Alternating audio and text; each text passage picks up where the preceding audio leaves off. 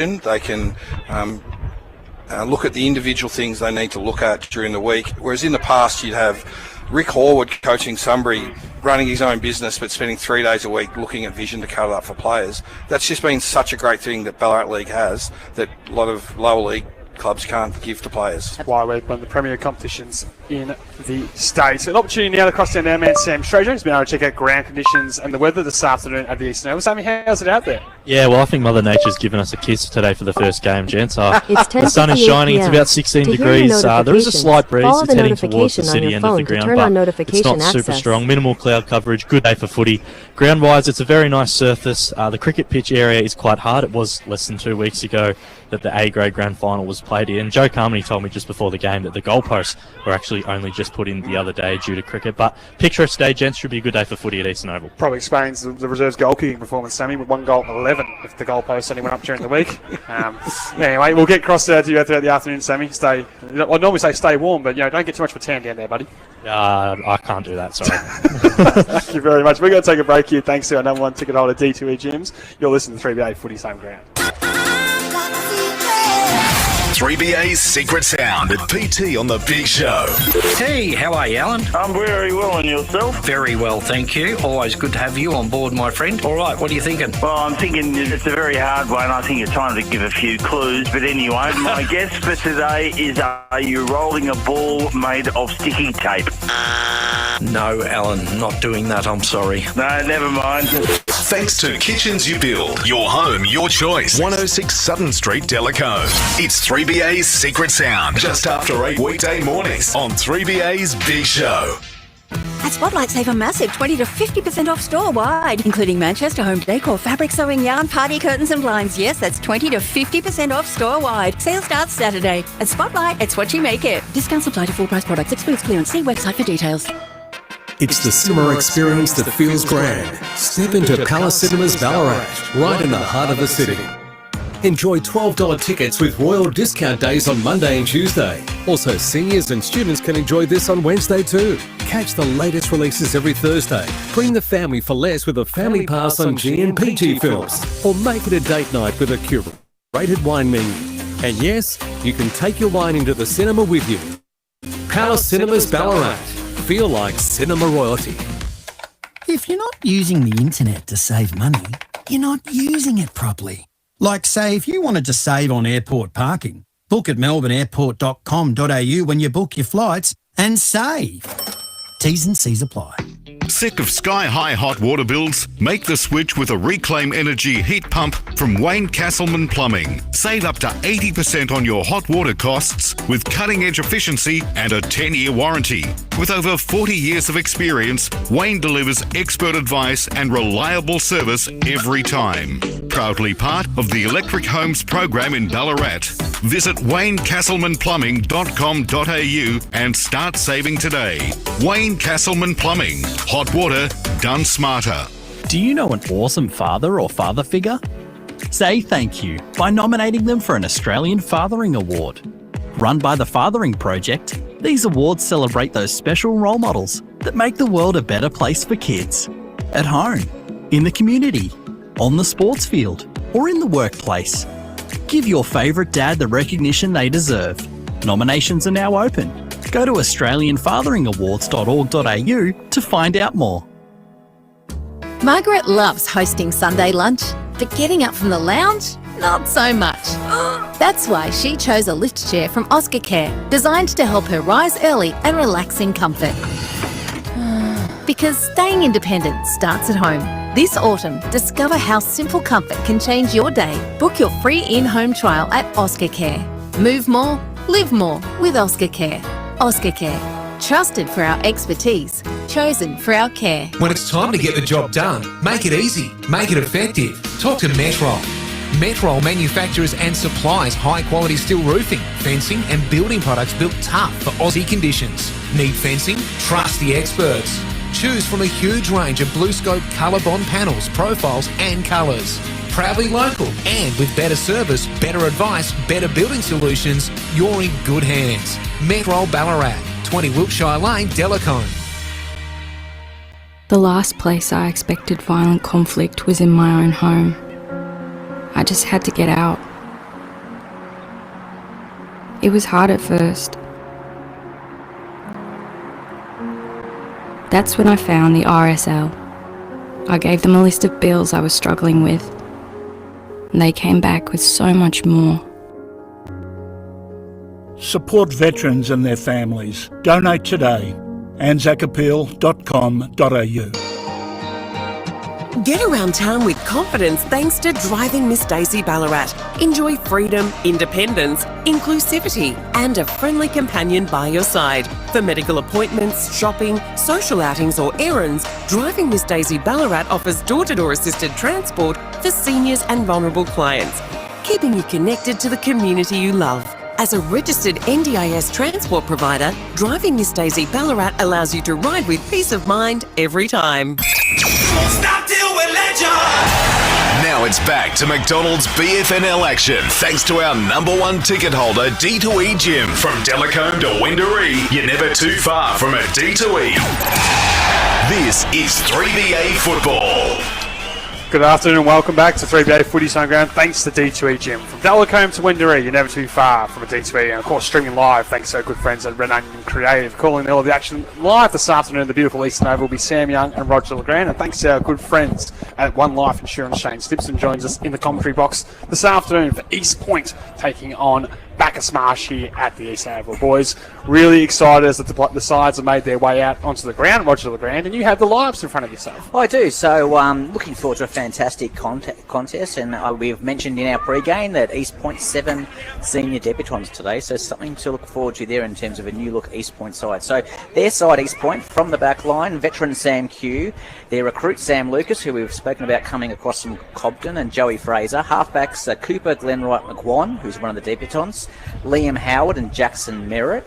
Their centres are Brody Willems on one ring, the very famous in this league Mikita Roma Onus, MRO as he's known. If you hear us mention MRO, we're talking about him. He's in the centre, and Jesse Marshall on the half forward line, Jack Jeffrey, Geordie Slater and Kepler Jones, another one of the debutants, under 18 captain from East Point of last year.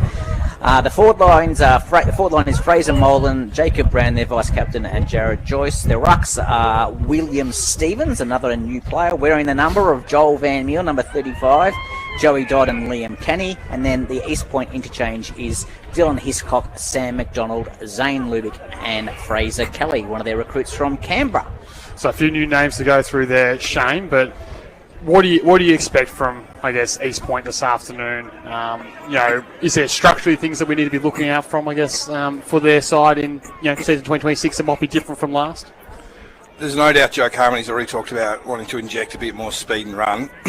What's interesting, though, is when you look at the team on paper, and we'll see if that's how it lines up on the ground, is the back line's pretty stable in terms of players, well-established players from last year, plus the bona fide recruit Lucas from Cobden. So it's like he's built from the back. There's a bit of change around the midfield, asking a bit more of a few players that played outside roles, and then the younger guys are on the wings and a little bit forward. I think what I'm really interested to see from Joe Carmony's perspective is he coaching today for the year in terms of structure and how he wants to play, or is he coaching today to beat Bacchus Marsh? And you might go, oh, that's obvious, you'd be trying to, aren't both things the same? And I don't think they are. And that's because the Eastern Oval's really small and lengthwise, quite wide. It's a round ground. Centre bounce is key here. If you get centre bounce clearance, you're having shots on goal. Bacchus Marsh have a dominant ruckman that will get pretty much every centre bounce hit, given East not having an established ruck. And then they've got Freeman and Owen. Owen kicked 63 goals last year.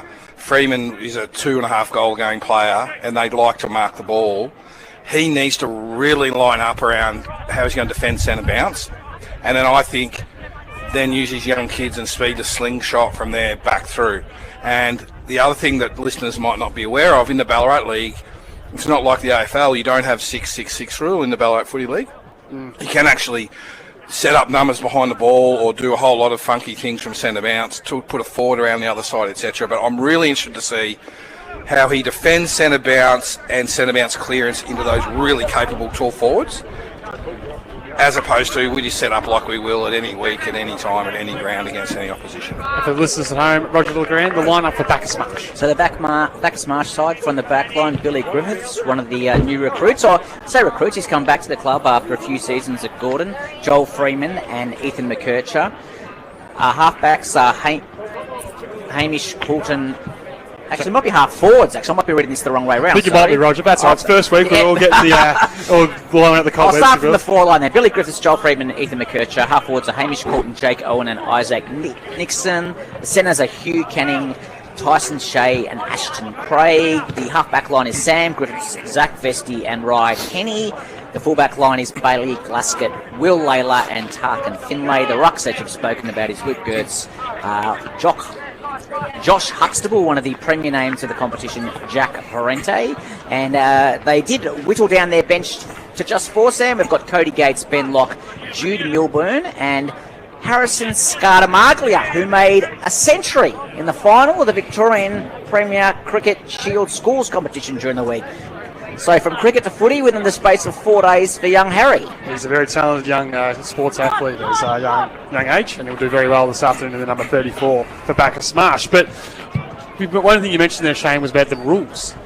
This year there has been obviously a massive change across the footy landscape, but now I'll get maybe Roger to maybe touch on this with his pedigree in that world, but obviously the out of bounds rule, the throw-ins are gone, and the Ballarat League has adopted that, so it might change the speed of the game a little bit for us. Certainly, I think there might be a little bit more thought go into that last the kick out of 50, Shane, as opposed to if you're under pressure just bombing it and having it trickle over the line and win a stoppage, given you would now under these new rules lose the footy as the last touch rule. That might influence the way you...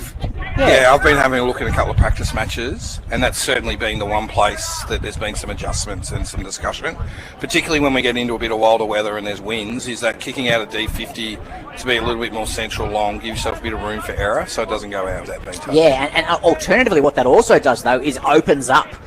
If you're not going to kick the ball out towards that bench line and you're inclined to bring it a little bit more inboard, you open yourself up to issues coming back the other way. Yeah, I'm looking at the potency of Bacchus Marsh forward line and the beautiful conditions today. I'm expecting a high-scoring affair, and one of the factors will be that reason. The ball's getting centralised into a more dangerous area, potentially for turnover and score. So I think turnovers to score today is a stat to be on. I'll keep an eye on. But one thing I thought was interesting from listening to an interview with Brendan Brasser, who's the umpire's coach, I think, these days. I think it's his title. That's right, I think that's right, yeah. For the Ballarat Footy League. And one slight tweak to the interpretation that's different to the AFL, he highlighted that it is last disposal, not last touch. So if you see someone spoil it out of bounds, that's not a free kick in the rest, it's a disposal out of bounds. But if a player elects to let the ball go out in the Ballarat Footy League, where they have the opportunity to keep the ball in, they're going to pay a throw in. So they're going to, which I find fascinating, because you've got a rule that's black and white that makes the game, not subjective, but they've empowered themselves to make a subjective decision, which I think only brings scrutiny. I find it a very fascinating decision that the Ballarat Footy League's made there, but each to their own. Let's see the umpire accordingly well. Yeah, I'm sure like the players, it'll take the umpires some weeks to adjust. I've been fascinated, Shane, in the off-season just to see... I know that Bacchus Marsh had 2 practice matches scheduled, one for Deer Park and one for Williamstown CYMS, and the Deer Park one didn't happen.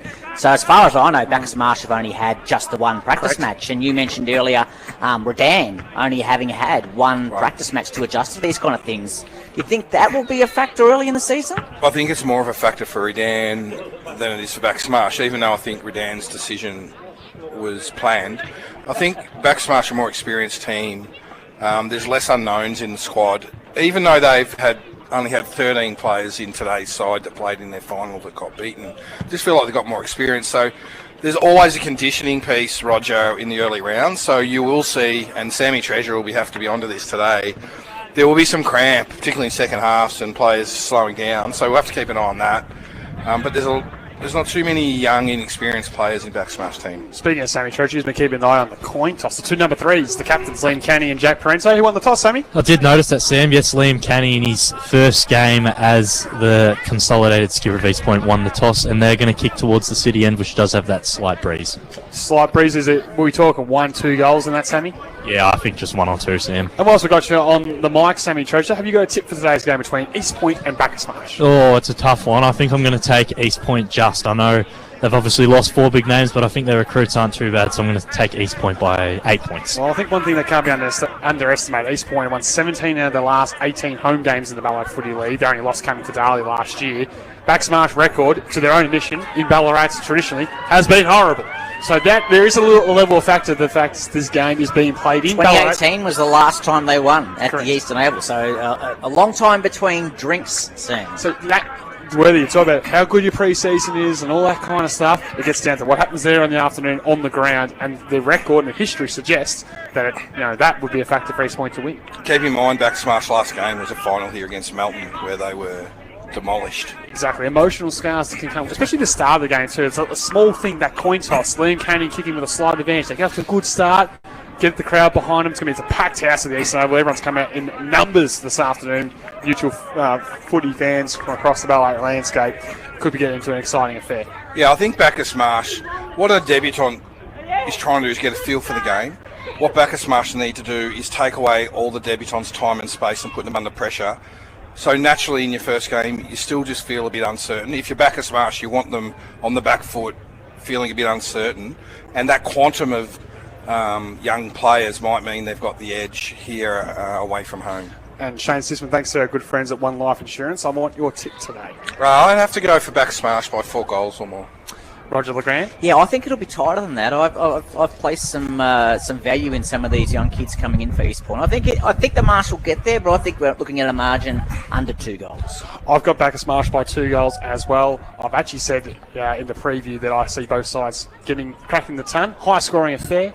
Really entertaining starts of the season 2026, and Joel Freeman's the man that stars with 5+ inside forward 50 in his return. There you go. That's a very big call from That's Sammy's multi for all those there playing. You go. The D2E gyms. Dalcombe to Wendouree. You're never too far from the D2E. What a game we're looking forward to, Sam. Yeah, very excited for this one here at the Eastern Oval as the players are starting to make their way into position. Interesting to see where Huxtable goes, Shane, in terms of does he go into that first centre bounce? Does he push forward to start with? At this stage, it looks like he's kind of heading into the centre. Just on Josh Huxtable quickly, one thing that I don't think want to get lost on him is his damage forward to centre. Yeah. I think he reminds me, talk about the conundrum North Melbourne had with the last few years with Harry Sheasel and getting his possessions, advancing the footy. I think that's still going to be an important cog for Bacchus Marsh in season 2026, is getting his use of the footy forward of centre. He has actually gone forward. I correct myself. So he's moved out of that centre and gone to half forward with Owen and Griffiths. Yeah, it's McKercher, Shea, and I think that's Parente facing us in the midfield. Fraser Kelly in for the first bounce for East Point too. Straight in the middle, straight in the guts. That's his reputation, that big-bodied midfielder, Sam. You'd think the new recruit might have got a lower number arriving to East Point. He's carrying 54 around.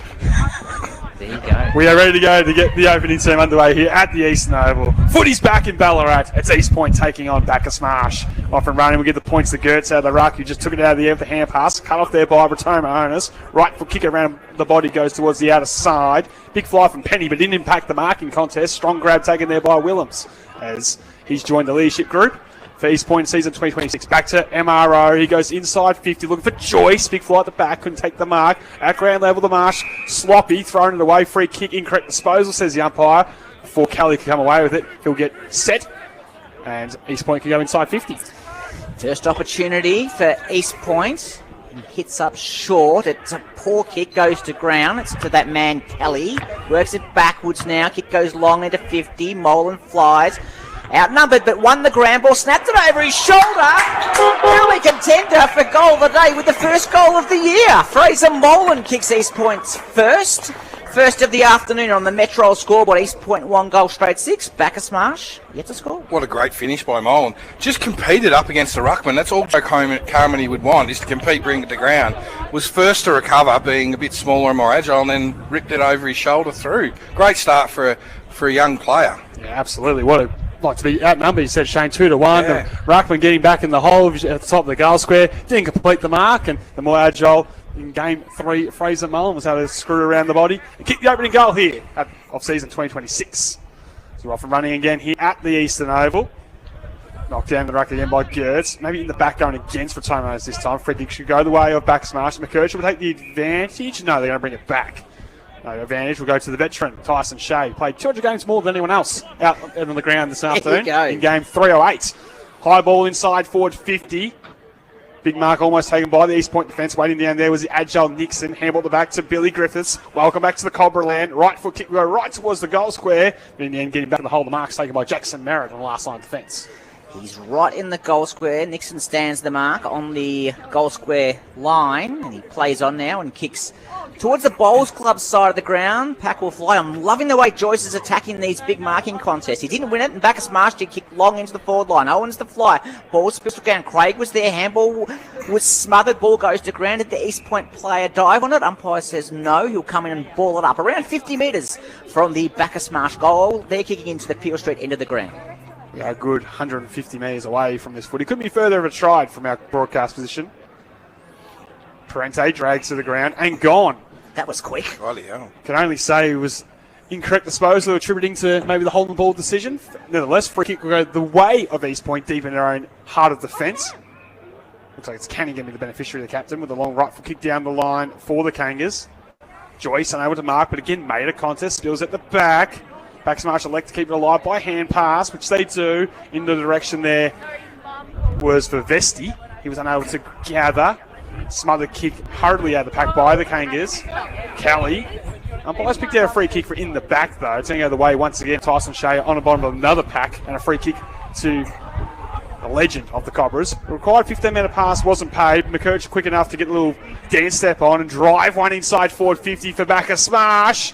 Big spot at the back, waiting down opportunity here for East Point to rebound, but they cough it up only as far as Craig. Off to Parente, right foot kick, shot at goals across the face, and in the end just scrapes through for a minor score. As we go to the Metro scoreboard, Bacchus Marsh on the board season 2026 with one behind, trailing East Point 1 goal straight 6. Geez, Ashton Craig can just pounce on a loose ball, can't he? Jesse Marshall just held on until a bit long, got tackled, and Ashton Craig just snapped it up and fed it through. So there's the first lasso of the Ballarat Football Netball League season. Merritt played on from full-back, kicked it long and it trickled over the boundary line. Free kick to Bacchus Marsh. McKercher with it now, turns it over.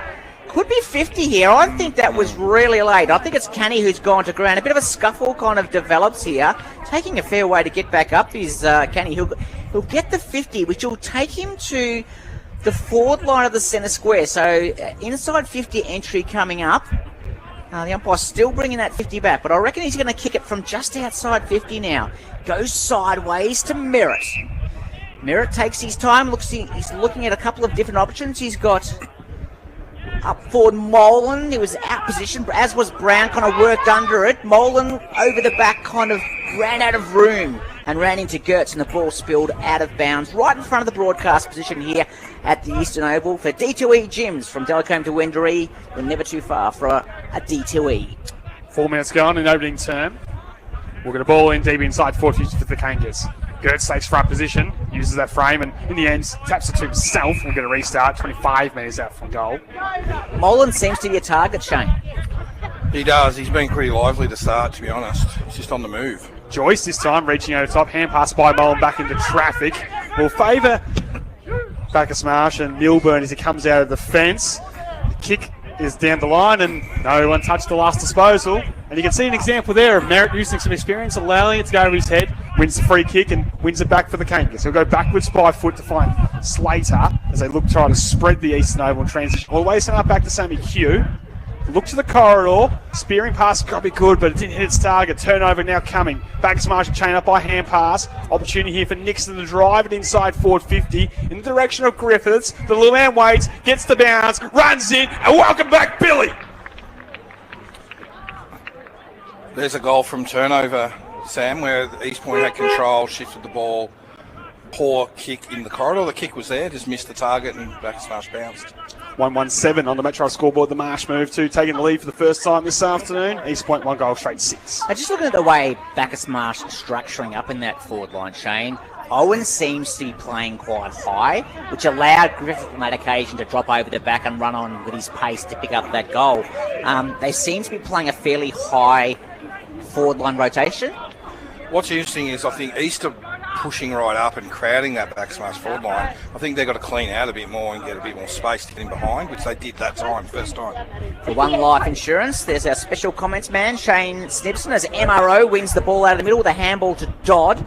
Dodd goes into 50. The target is Brown. Ball goes over the back of his head.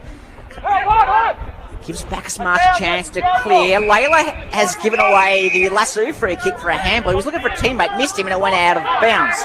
So the ball comes back inside 50 pretty quickly. A strong mark taken by Fraser Kelly. The debutant for East Point comes from the Canberra League. Snibbo's coached against him, he tells me. Well, he did play a season at the mighty Inner West Magpies in the Sydney Premier Division, and showed his wares up there for one season before he was at Canberra at Ainsley Tricolours. Is it correct he played 4 VFL games as well? For GWS, that's correct, Sammy. He's going to kick from about 35 metres on the slightest of angles. Players get around him like they do when any debutant kicks a goal. And the goal umpire agrees, straight through the middle. So on the Metro scoreboard, East Point have their second, 2 goals straight, 12. Bacchus Marsh 1-1-7. Maybe an early contender for the Sporting Globe player of the day there. Roger, we spoke about Gertz's dominance at centre bounce. There's been 3 centre bounces so far. MRO has had 2 clearances from centre bounce. His value to East Point in extracting balls from centre bounce is so critical. Let's see what happens at the 4th centre bounce for the quarter. And it's just that big body, isn't it, Sam Young? And you look at the summit, McCurch is only a little fella, as is Parente. His strength is winning that clearance. Certainly right there, Rog. Fist of 4 there by East Point, and hacked off the deck by Canny towards half forward with the bouncing ball. Penny get there first at ground level. Kelly has been in the thick of everything to start here. Has scored it over the line, and we'll get a boundary throw in, not a disposal of the line. So the umpire says, I'll throw this one in between the arcs of half forward and centre wing on the outer side from our broadcast position. The beautiful Eastern Oval bathed in sunshine this afternoon. So the ball to come back into play just underneath that big tree at the Eastern Oval if you are listening at home. Ball goes straight to ground. It's going to be a repeat ball up. But once again, Roger, just an example where Gertz is getting the hit, but East Point are getting first possession at stoppage. They're sharking him at the moment. Absolutely. And you can see Rodimer Onus just pushing himself forward as McCurcher actually won that clearance. Gave it over to Glasgow. He went in short looking for Owen. His first touch for the afternoon. He's right in the middle of the Eastern Oval and he looks to play on quickly. Goes into the half forward line in the direction of Freeman. He can't mark. Ball comes to ground. It's the debutant now for East Point, Cooper Glen Wright. McGuan who kicks it, but doesn't kick it to anyone in particular. And Bacchus Marsh quick enough to get back through Milbourne. His kick is back towards Freeman, who handballs on to Nixon. It's a messy handball. Bacchus Marsh quick enough to get back there. Not. They turn the ball over, and Sam Q kicks the ball to centre wing for East Point. High fly from Joyce. In the back. Yeah, paid in the back, as you said, Shane. Free kick will go the way of the Kangas regardless. As they look to go into the corridor.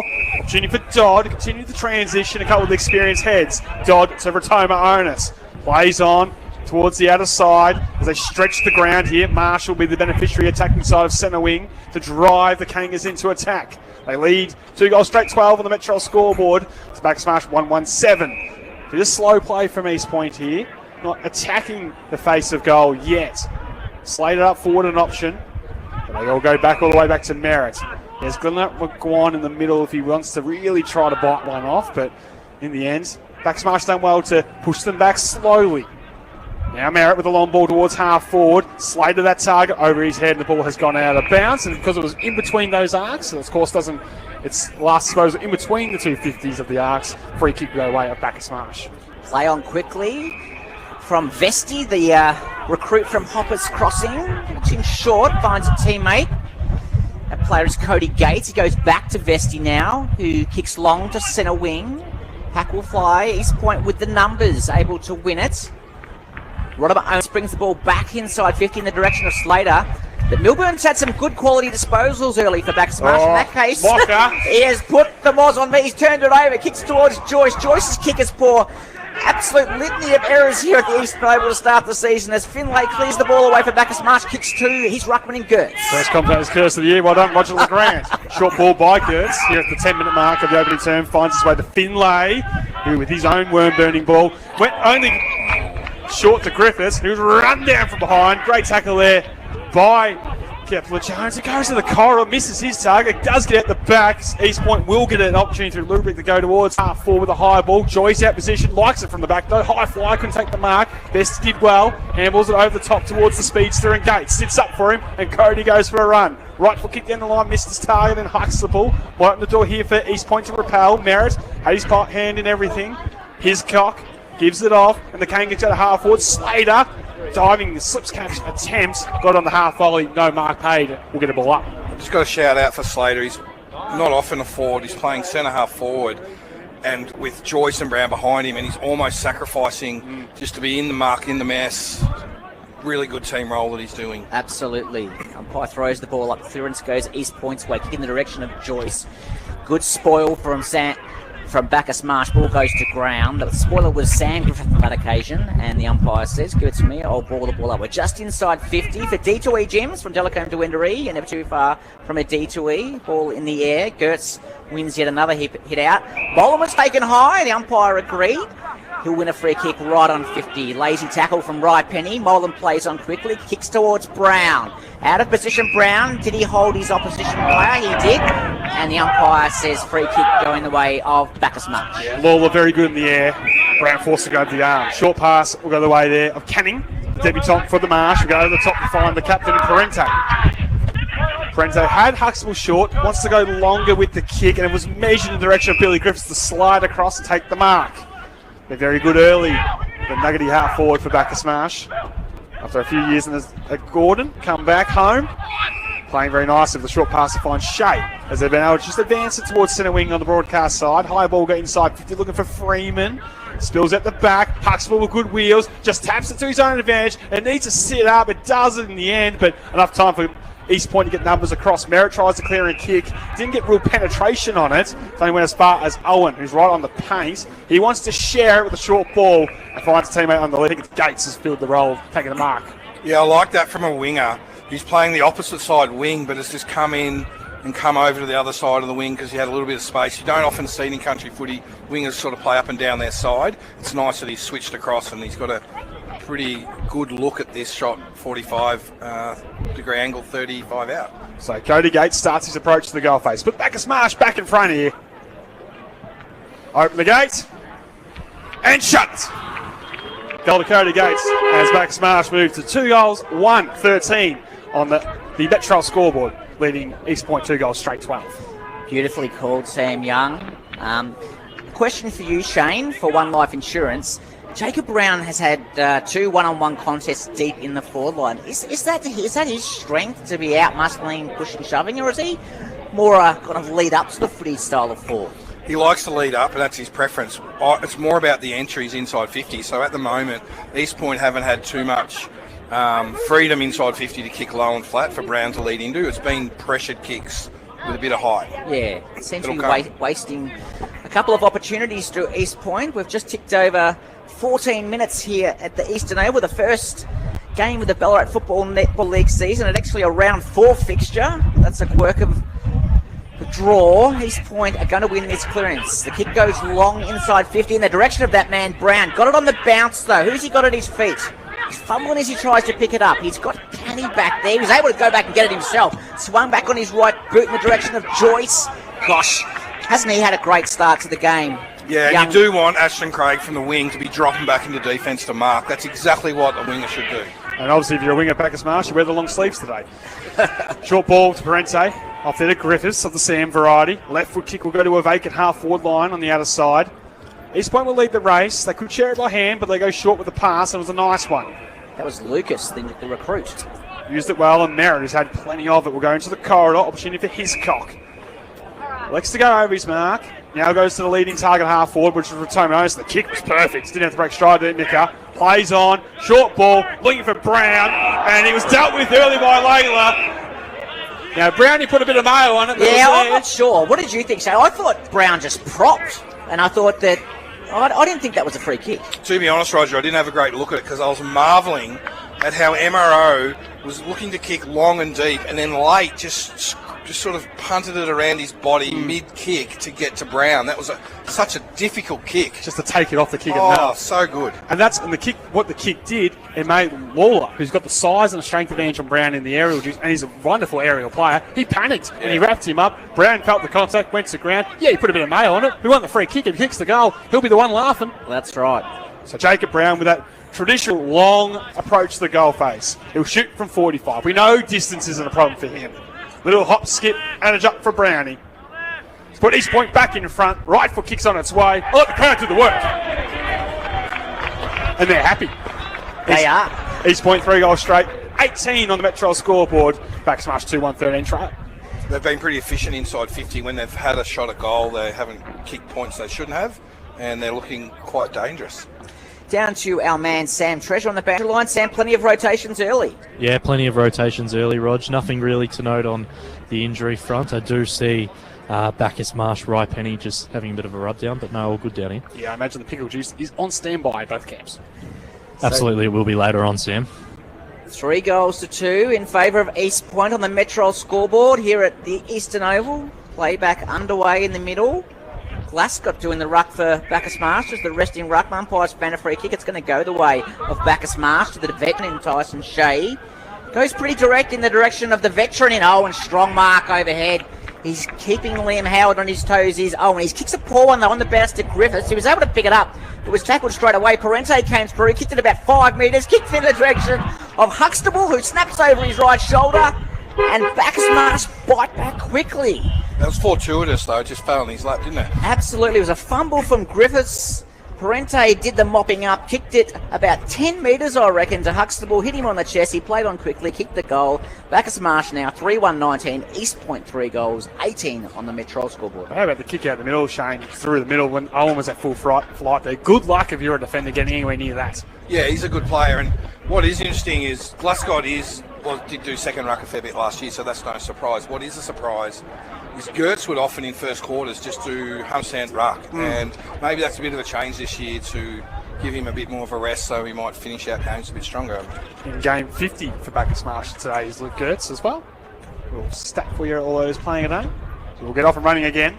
Glascott wins the tap, got a nice aerial leap on him. Parente's had a fair bit of it, couldn't gather on this occasion. Willems off the wing did well. Canny hurried kick forward, gains 5 metres or so. Bacchus Marsh be careful not to dive and drag this one in. The umpire says no prior opportunity, and we'll throw it in the air as we played 18 minutes here in the opening term at the Eastern Oval with Bacchus Marsh leading on the Metro scoreboard by 1 point. Big fly by Stevens, wins it down. Gates, right foot kick will go hurriedly forward towards half forward. Clean hands off the Huxtable, fend off a superb. Inside 50 with a hand pass off the Billy Griffiths, lines up the goal, and there's a goal that ain't contender. Well played by Huxtable with the don't argue first, handball over top, and Billy only needs a sniff, and he's the first Melbourne goal kicker of season 2026. Yeah, that bit of play might get the tape on Tuesday night. It was a nice team bit of footy with some individual brilliance in there, wasn't it? Now, the wings for Bacchus Marsh have been really prominent. You spoke about Ashton Craig, Snibbo, and then Gates again. A really clean disposal. This is the dilemma, and I'm not ready to judge, and you'd want to look at the tape, but if you put inexperienced players on the wings and there's really good wings, this is what sometimes can happen. They're great when your team has possession, but on transition they can get lost, or they're still developing some of those skills. But those two wingers of Bacchus Marsh, Gates and Craig, have been terrific. Stevens won the ruck duel that time for East Point, but McKercher sharked it. He went onto his left boot, kicked out onto the wing, found a teammate, Parente, in short in the direction of Owen, hit him on the chest. He's marked just inside the centre square, kicking towards the Peel Street end of the ground for Bacchus Marsh, goes in short again. Great play, Huxtable takes the mark. So some really clean, short passing from the Marsh. Again, Roger, it was from a centre bounce exit out through the wing to Parente, who started on the wing as part of the rotation. One of the things we talk a lot to wingers about, particularly nowadays, it's about being on the outside, is to never give up your back to your opponent. And if the East Point wingers are just a bit keen, they might speculate in to see if it might come their way. And Bacchus Marsh wingers are just holding their space beautifully. He's had a lively 5 minutes as Josh Huxtable. He kicked one, he set up one, and now he has 2. Well, that's why he's one of our favourite players in the comp, because he just has an impact all the time. He'll be an early contender for the Sporting Globes Player of the Day, that's for sure. His last 5 minutes alone, he has been super. So his kick two, he's given the fend off, don't argue, which set up the other one and gave the other one to Billy Griffiths. So he's had a role in, he's had 4 score involvements in the first quarter. Yeah, one of the stats I look at really closely, looking at all the teams during the week when we get the stats, is that goal assist stat. And because it really gives a sense of who's having impact on scoreboard, who's having a big impact on the game, and some players surprise you what you see. And that's the thing we spoke about pre-game. Where do you play him? Forward to centre. Does the damage. 4 score assists instantly from Josh Huxtable since he's gone back to half forward. Stevens wins the ruck. Coming through there was Jones for East Point. He was dragged on the ball. Yep. Good tackle there by Harry Scudamaglia in the bright green boots, number 34 today. Piercing pass is a good short one to find its target. Bacchus Marsh to Coulson. Will go inside, forward 50. Getting back, nice mark taken there. I believe that's Mullen getting on the way good back. Good courage to back in for a young player too. And in game 3, we'll go wide with the kick, and the exit kick's perfect. Finds Joyce. He's got a great set of hands, this Jared Joyce. Another JJ in number 11 for East Point fans to get excited about. High ball towards half forward. Brown used the body early. And will this ball go out of bounds? No, it stays in for the moment. McKercher does get walked over. We'll get a ball in right on the paint of 50 as we tick the time on in the opening turn. So it's been an entertaining first quarter here at the Eastern Oval for D2E Gym. Bacchus Marsh with the slight ascendancy. They lead 5 goals, 31 to 3, straight 18. Ball back in play. Joe Fraser doing the ruck for East Point. Ball goes to ground. Kelly picks up for East Point. Tackled. Umpire said had prior opportunity in that free kick. Great tackle from Parente. No, it was actually, yes, it was Parente after all that. He'll get the free kick. Ball in his hands. He's going to slow it down now. He must have heard Sam Young say it's time on. So eventually plays on and kicks long towards the wing. The spoil came. Kepler-Jones was in there. Ball goes to ground. Molan also in there for East Point. Kenny ended up winning out. Goes onto that left boot and finds Joyce just inside 50. Marked it on the chest in front of Penny. It's a small one, Shane, but when he plays in front, Jared Joyce, he looks like a hard man to stop. He does, and he's a really prodigious kick, so this distance will cause him no trouble at all. And we forget that he hasn't played a lot of football, Joyce. He played Mount Clear a year, I think, in the juniors. He played his first game in the Ballarat Football Netball League last year. He's a tennis player by trade, and he goes on to that left foot now from 50. Kicks long towards goal. There's a bit of a Bacchus Marsh pointing to the points, trying to convince the goal umpire, but he said, no, I'm having none of it. Straight through the high diddle. Joyce has his first. East Point have their 4th. And trail by a goal. And an important one just to settle some nerves that maybe might have been coming to the camp, I imagine, Shane, for East Point after, the Cobras went bang, bang, bang. Yeah, it just writes them up just in red time for quarter time and squares the game up. And you did say it's going to be a high-scoring affair. What are we, 4 goals each in the first quarter? 4 goals to 5. East Point 4 straight 24. Bacchus Marsh 5-1-31 on the Metro scoreboard. It's taken me 10 years, but I finally got one right here. We'll go again with Gertz. Don't moz yourself, Sam. Gertz back in the ruck against All Cap Stevens. And one down there by Gertz. Gates off the wing did well. Feels for a free kick, maybe, for East Point not going their way. Canny did get in and under over to Mullen. And they do exit from the stoppage. And left foot kick towards Brown in front. Good spoil there by Lawler. Kelly handballs it back. East Point with the numbers. Left foot kick was partially smothered coming there from McDonald. Now McKercher. Handball away was good. Found his teammate. Gates keeps it alive. Right foot kick around the body. Bounces the feed his intended target in Owen. Slapped it back cleverly to Parente. His right foot ball goes towards half forward. Getting back was Merritt. Interesting sort of hand pass by Hiscock, but it worked. Scrubby kick out of the fence, maybe not so much. They're going to have to be clean here. Glenn Wright McGuire, he's not on this occasion. Bumped out of the way. Getting across the numbers are the Cobras, and Gertz will thump a long dumping kick inside 50. Owen desperately tracking back and takes the most wonderful mark. Jeez, that was a brave mark. Chest mark going back into a one-on-one. Reminded me of Nick Rewald at the MCG. No, it wasn't quite. I wouldn't quite put it in that category. But it was beautiful. No, exactly. Nick, get your heart out. That's Jake Owens now. 2005. This is 2026, he says. That's a wonderful mark with extreme courage. And he was not only competing against the East Point defenders, he was a teammate in there as well. So Jakey Owen with the mark of the day, no doubt.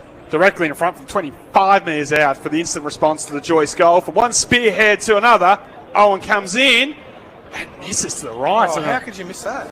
He's given away the goals instantly and was, to be honest, lucky to scrape through for that minor score on the Metro scoreboard. 5-2-32, leads 4 goals straight 24. We've played now 26 minutes here in the opening term. Dying stages of the quarter. Jackson Merritt has the kick-out duties for East Point this afternoon. I love that Brown is calling for 120 metres down the middle. And his method is pretty clear. He plays on and kicks out towards the Bowls Club side of the ground, direction of Slater. Ball spelt over the back. Bacchus Marsh with the numbers, and they're able to tidy up. Gertz takes the mark. He's on the back line of the centre square. Kicks it in short. Finds Parente, who's been really prominent early. He goes in short, turns it over. Molan chips in. He's had a good first quarter as well, Fraser Molan. He plays on quickly, goes in short, finds Canny. Oh, it's actually Kepler Jones, the first gamer. Captain of the East Point under 18.5s last year, as we heard from Joe Carmody pre-game. He eventually plays on, kicks inside 50, direction of Joyce. Good spoil from Vesti for Bacchus Marsh. Ball goes to ground. Parente gets back, tackled high. Umpire said yes. It'll be a free kick to Bacchus Marsh. Play on. Hang on. It was free kick for incorrect disposal, and Joyce lined up the goals and hit the post. I thought that free kick was for a high tackle. Boy, he pointed that way, Roger. I reckon he might have tricked you. That's all I'm going to say. They're set out to get you, Roger. Not hard to trick me, let me say that, Sam Young. First blemish of the afternoon for the Kangas. Finlay, right foot kick will come out the other side of the ground. Big fly there by Penny. You know he's got good hands slip through his grass. Gets at the back though, still favour the Cobras. Coulson looks left, then looks right, and is able to get it across to Sam Griffiths. Long left foot kick in the Owen direction. Didn't take the mark, brought it to ground. Handball through was good.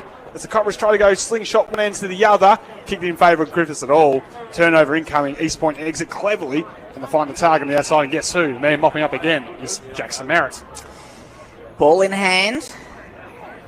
Bowls Club side of the ground. 27, nearly 28 minutes gone in the quarter. Kicks long, Joyce takes the mark on the chest. Centre wing, plays onto that left boot of his in the direction of Brown, and he marks strongly on the chest, right on 50. Layla stands the mark, and Brown says, don't worry about hitting up any of this short stuff. 50 metres is well within my range.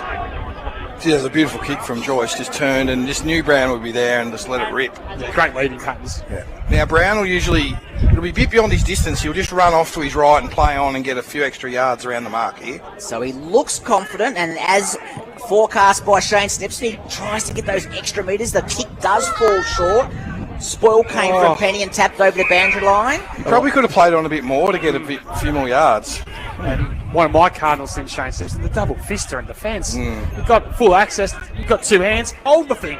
Right, Penny, extra safe in the dying embers of the opening term, trying to get it over the boundary line with a double fister.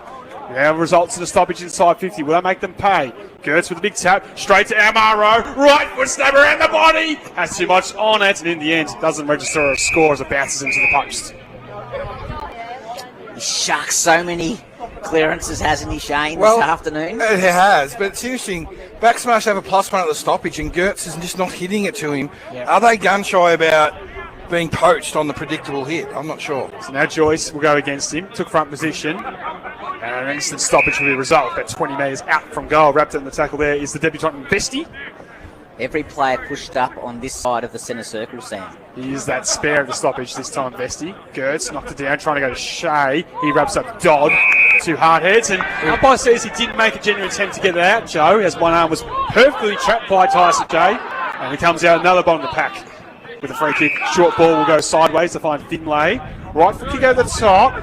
Well, two players looked at each other, and Freeman and Griffiths in the end coming through was Q. He touched that ball as it's gone out of bounds, so we'll get a boundary throw in. Back to that D50 stoppages for Bacchus Marsh. Vesti, the first gamer at Bacchus Marsh, has been in that spare role quite a bit. Maybe he just takes someone else and gets an expert to do that role. So ball back into play on centre wing. It'll be Stevens and Gertz. Gertz won it again. Well roved by his teammate in lock. There's the siren to end an entertaining first quarter here of the Ballarat Football Netball League season at the Eastern Oval. And the Metro scoreboard has it read. Bacchus Marsh 5 goals to 32, leading East Point 4-1-25. Before we take a break, Sam Young's going to give you his The goal kickers this afternoon. Yeah, for Bacchus Marsh, a couple of Huxtable and Billy Griffiths inside forward 50 with Cody Yates on the score sheet as well. Whilst for East Point, we asked the question where the goal is going to come from. Well, Brown and Joyce have one apiece. Mullins looked lively one, and the debutant Kelly has also got one this afternoon. We're going to take a break here at the Eastern Oval. Thanks to our number one ticket holder, D2E Gyms. You're listening to 3BA's Footy's Home Ground. Start your day. Wake up with 3BA's PT. Speaking of trouble, I want to give you a headache. I want to take you back in time. The year is 1995, Brett Mack, and you're on the drive to Blockbuster and hoping and praying while your foot's to the floor for the last copy of that new movie that you want to watch. Fast forward, though, to 2026, right? Yeah. That movie you want to watch isn't on any of your 17 streaming services you pay for, but you can rent it for $9.99. Do you remember you'd get the VHS and the person before you hadn't rewound it? Oh, I hated that. Oh. So you've got it home, you've gone into the kitchen, popcorn's in the microwave. Did you have a microwave back then, Brett? Yeah, I reckon. Were you wealthy enough to have a microwave? Just from Kmart. And you'd stick it in, you'd hit play, and the credits are playing. That's it, cranky. Damn. It's the big show with PT. Thanks to Metrol. Better service, better advice, better building solutions. Weekday mornings from 6 on Ballarat's 3BA. Hi, it's Jonesy. Here's something that's good to know. If you're aged between 50 and 70 with a history of smoking, like myself, you may be eligible for the National Lung Cancer Screening Program. It's simple, free, and could find lung cancer early before symptoms start. You might think it's too late, or better not to know, but over 65% of lung cancers can be successfully treated when found early. So, chat to your doctor or healthcare provider about lung screening, or visit lungcancerscreen.org.au for more information. Hello, Neil Horsey from National Tiles. At 893 Latrobe Street, we've teamed with Solomon's Flooring to give you a one-stop superstore. So if it's tiles, carpet, stone, vinyl, timber or hybrid, it's all here. Building or renovating, for expert advice, rush in now and save. National Tiles, Solomon's Flooring, one-stop superstore. 893 Latrobe Street, Ballarat. Ballarat, it's bold, authentic, and it's almost here. Introducing Grano, where you'll find hand-stretched pizza, homemade pasta, and rich, freshly ground coffee. Your new Italian social club arriving soon at the Good Shed. From morning espressos and long lunches to lively evenings with friends, it's where traditional Italian flavour meets great company. Grano, Italian food worth gathering for. Coming soon to the Good Shed Ballarat. Get your build on a roll with Metrol Ballarat, because Metrol Ballarat is rolling forward with a brand new fleet, servicing a wider area with faster turnarounds. Inside the shed is a new flashings folder and Ballarat's only automated slitter, state-of-the-art and built for accuracy. Metrol is first in fencing and Blue Scope Colorbond steel roofing and rainwater products. Proudly local and with better service, better advice, better building solutions. Talk to Metrol Ballarat, 20 Wiltshire Lane, Delacombe. Here in Ballarat, our local businesses keep the community thriving. Make your next choice a local one. Organised Care takes a therapeutic approach to organising your home with trained professional staff specialising in decluttering, hoarding and squalor cleanups. Organised Care Ballarat, now accepting new referrals. No judgment, just support. Ballarat Windscreens and Chip Repairs delivers quick, reliable, no-fuss windscreen repairs that keep you safely on the road. Ballarat Windscreens and Chip Repairs. Call 0411 920 379 for your on-site repair today. Support local in Ballarat. It's the simplest way to keep our community thriving. If you're not using the internet to save money, you're not using it properly. Like, say, if you wanted to save on airport parking, book at melbourneairport.com.au when you book your flights and save.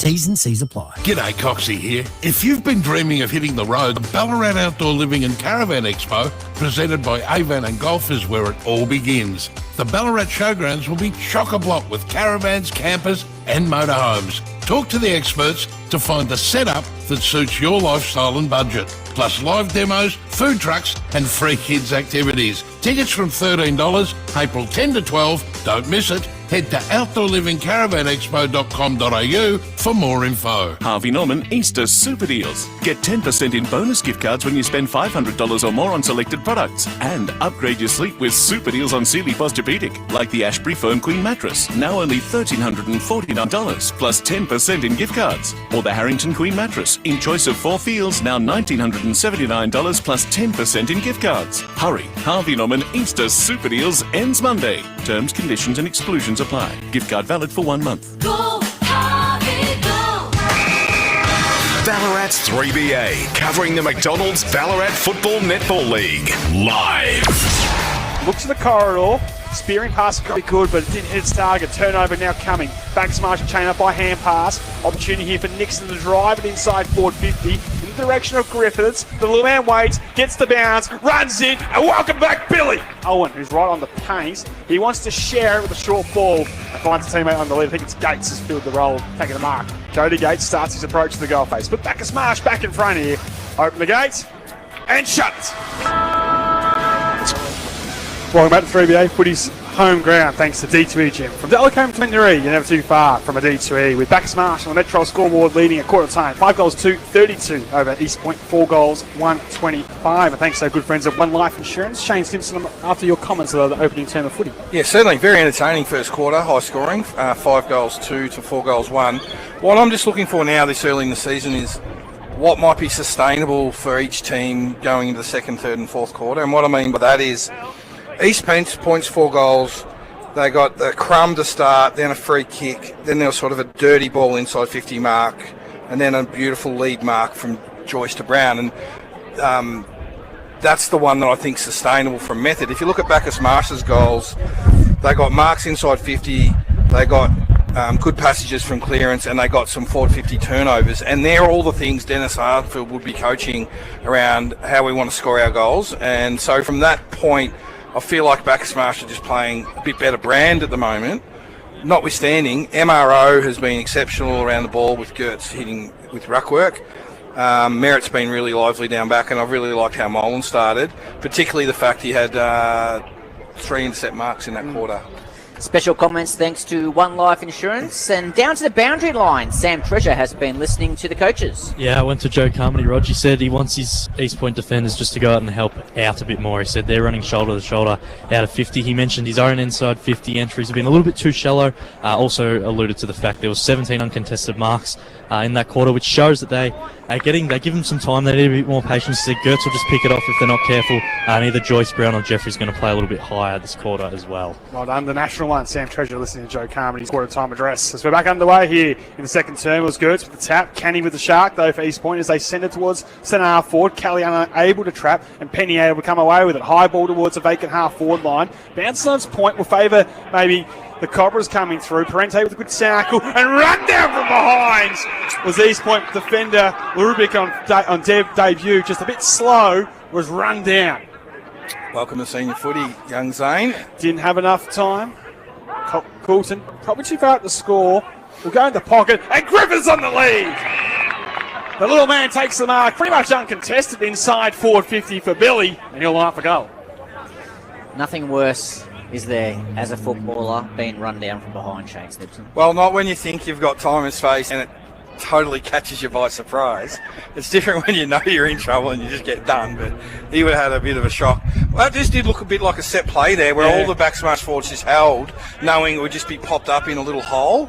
So they looked like a set play or something they've trained. I'll give you my thoughts in a second, Shane, as Griffiths comes in for his third, if you don't mind, for Billy.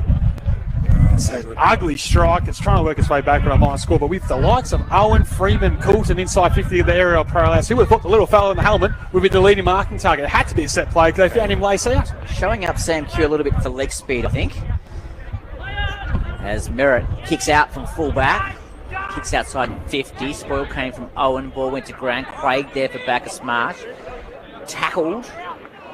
Ball goes to ground, and the umpire says, I'll ball the ball up. That was Marshall in there for East Point. Another debutant this afternoon. Only a little man. Renowned for his leg speed. Came from the Buninyong Footy Club into the Ballarat Football League. Ball goes up. Stevens won that one for East Point. A rare win for him. Rodimer Onus, as we've come to expect, is on the bottom of it. And Parente climbed all over his back and will win a free kick. He almost gave him a piggyback there, MRO. Free kick the other way. Well, the veteran now for East Point, and that spearing pass is an absolute ripper. Mark taken by Mullen, who's been impressive in game 3. Been good. Centre wing on broadcast side. Foot candy the mark was good. See you later. Right foot kick was a shallow one inside 50, but Joyce in front again takes the mark. He's a thumping kick. Yeah, he can get it from here if he wants. Wants to use the stand rule to his advantage. Arc around, thump a left foot kick all the way to the teeth of the goal. In the end, it fades late for a minor score. But again, as you said, a prodigious kick, Jane, had the journey in him. Yeah, and I want him, if he can make the distance, I want him taking shots. Particularly, that was wide, but it was favouring the left footer's side. So Bacchus Marsh 5-3-33, East Point 4-1-25 on the Metro scoreboard. 3 minutes into the second quarter, kick out has gone long to the wing, and McKercher has the footy in hand. He kicks to the lead up in Nixon. Nixon played on. Got some assistance from McKercher, who offered to Shepherd. Kicks in the direction of Owen. Very strong mark overhead.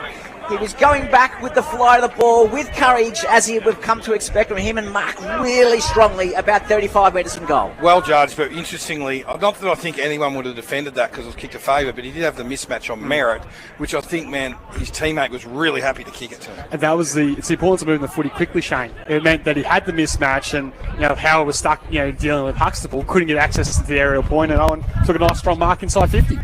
He's a really classy player, and he's done it for years in the Ballarat Footy League. He's one of the really well-respected players around the comp. And, courageous. Oh, yeah. Courageous. So in he comes. He'll kick from about 35. Howard on the mark for East Point. He missed his earlier opportunity. He kicks at this one. Goal umpire looks pretty happy. Goal to Bacchus Marsh. They're 6th for the afternoon. They move to 6-3-39. East Point 4-2-26 on the Metro scoreboard. Joe Carmody did also mention at quarter time that they have to be smart regarding that man, Jake Owen. He mentioned if you have your own man covered, make sure Owen's space is covered as well. He reckons they'll go to them 70% of the time, which they are doing. Well, he just works so hard. He presents over and over that it might go to him 7 out of 10, but that's because he's just so hard working. Because he's so good. 105 games now in the Ballarat Free League, 260 goals for Jake. I think we saw him kick 4 in the first quarter against North Ballarat last year, didn't we? He did in the game. On his way to 60 plus for the season 2025. Didn't get injured. Who knows how many he would have ended up with. Gertz, one down the ruck, but look at the points to Stevens for the clearance, the high ball. Retirement owners will retreat by hand towards his captain and Canny. A dumping ball to half forward would be a tough one for his teammate to Mark, and Slater just threw it out to Mullen. Umpire didn't say it was, and in the end, they take the advantage. We'll get a shot goal. There's a lot of Bacchus Marsh players looking over their shoulders in the direction of the umpire, Shane Stimpson. It's almost like a rugby pass. We're 100 metres away from here, and I reckon I'd nearly back my house if that was a throw. And you're someone that's quite favourable to the umpire fraternity, so if it's come from you, it must be pretty true. So it looks like it's Jeffrey would be the man lining up for goal. 35 metres he'll only shoot from, I would say. Been quiet for his standards, to be fair. I think it's the first time calling his name in season 2026. Nevertheless, right foot kick comes in the way. Does the job nicely, does Jack. And East Point get that instant response that they desperately wanted, and move on the Metro scoreboard. The 5 goals, 2-32, trailing Bacchus Marsh 6-3-39. We heard Sammy Treasure relay Joe Carmody's message about lowering eyes and being a bit smart with that inside 50 kick. That was a pinpoint low kick from Mullen in there.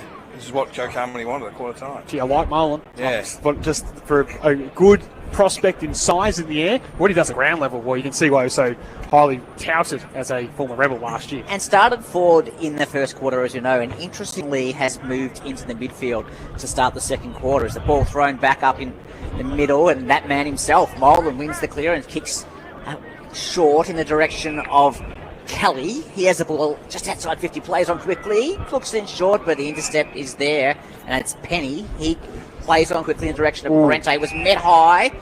Could have nearly won a 50-metre penalty there. Sam Young's nodding his head saying... It's close. He's milking close. it. He milked it, says Shane Stimpson. He kicks across the ground, finds a teammate in Canning. It's further up the ground, Huxtable right on the wing. Goes in short, looking for McKercher, got it. McKercher plays on quickly back to Parente. Parente streaming through the middle of the ground, kicks long towards the goal square, it's going to roll through! That was a pass, but he'll take the goal. He starred this afternoon as Jack Parente, and he's brought up Bacchus Marsh's 7th goal, 7-3. on the Metro scoreboard, leading East Point 5 goals to 32. Yeah, Nixon and Owen were goal side, just wanting to collect that. It just didn't come up for them. That's who the kick was intended for. And the danger signs for me are coming here with that. You've got Huxtable and Merritt. They're playing on each other indirectly, but they're not playing on each other, and the damage of who's going to do more damage either way. Merritt's obviously going to drive a lot of attack for East Point. Huxtable's going to drive a lot of the scoring prowess, and he was in that chain again when he marked in front of Merritt, and they were out positioned and scored. Back on the way here, Gertz winning the ruck. East Point numbers at ground level did well off to Canny, who streamed through the middle of the Eastern Oval with the captain and launching inside 50, looking for Jeffrey again. Over the back of a fall. Brown unable to keep it in before it trickles out of bounds. We'll get a ball in. They're doing very well at centre bounce, East Point, given the ruck in balance. Interesting, Sam. I don't know why you'd have Merritt on Huxtable. Yeah. Like, you just want to defend Huxtable and you want to have Merritt freed up. I don't know why they're matched up. Just to me, I think that's a little magnet that I'll be flicking straight away in the coach's box. See, they've swung the change too.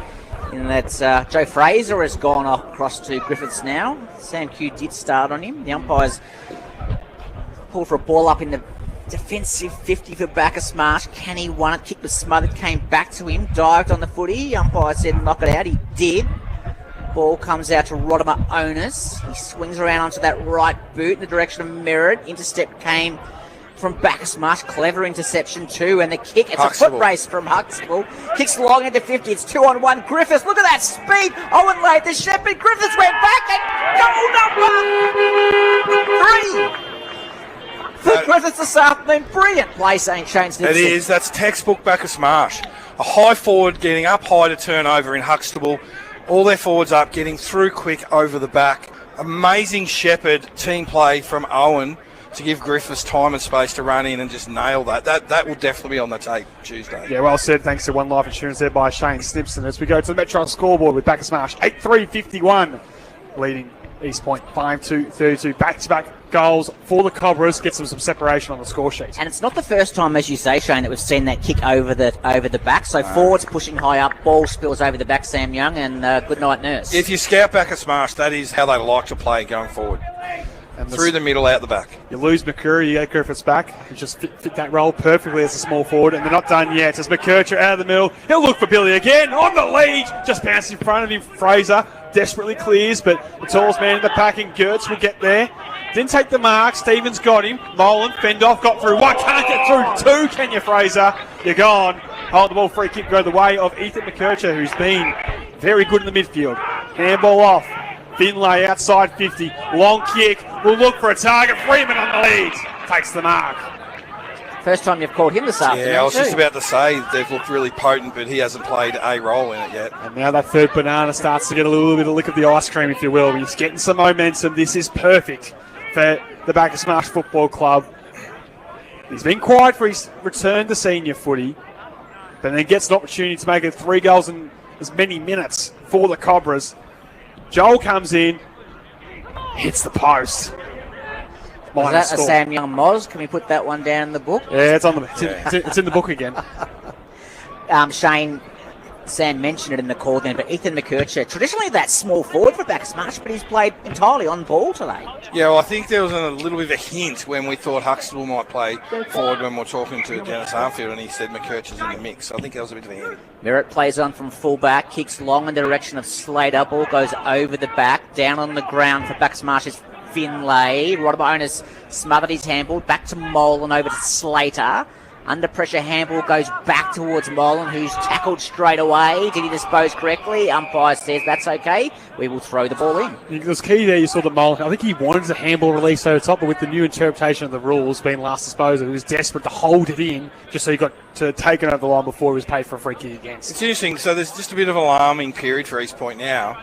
You might drop a player back or get a winger to come and roll back to help out, but they haven't adjusted anything on the ground at the moment. Short ball by Shea was in the direction of Yates, picked up by Broden Willens, but he just pounds it down the line errantly, and out on the full free kick will go the way, on any rule interpretation, the way of Bacchus Marsh. Looks like it'll be Vesti in those bright boots to get us back underway with the short pass as the Cobras go into their own version of slow play as they try to make the ground big. Scartagmalia back to Finlay. Short ball all the way back to the full-back position, but Cobras maintain possession. McCurcher again, another disposal in the chain. They look down the line, piercing ball's a good one, finds Nixon. So look to open up maybe the corridor for someone to lead into. Nixon to Huxtable. Some of their big guns getting involved. Handball over the top was looking back for Nixon. Good enough to get the sidestep away. Right foot kick was looking for Griffiths. Almost couldn't complete the mark. Owen off the Griffiths. Have a shot, Billy. No, he goes inside to Nixon. He sees, he shoots. It's one-way traffic at the Eastern Oval. Bit of a scuffle after that goal.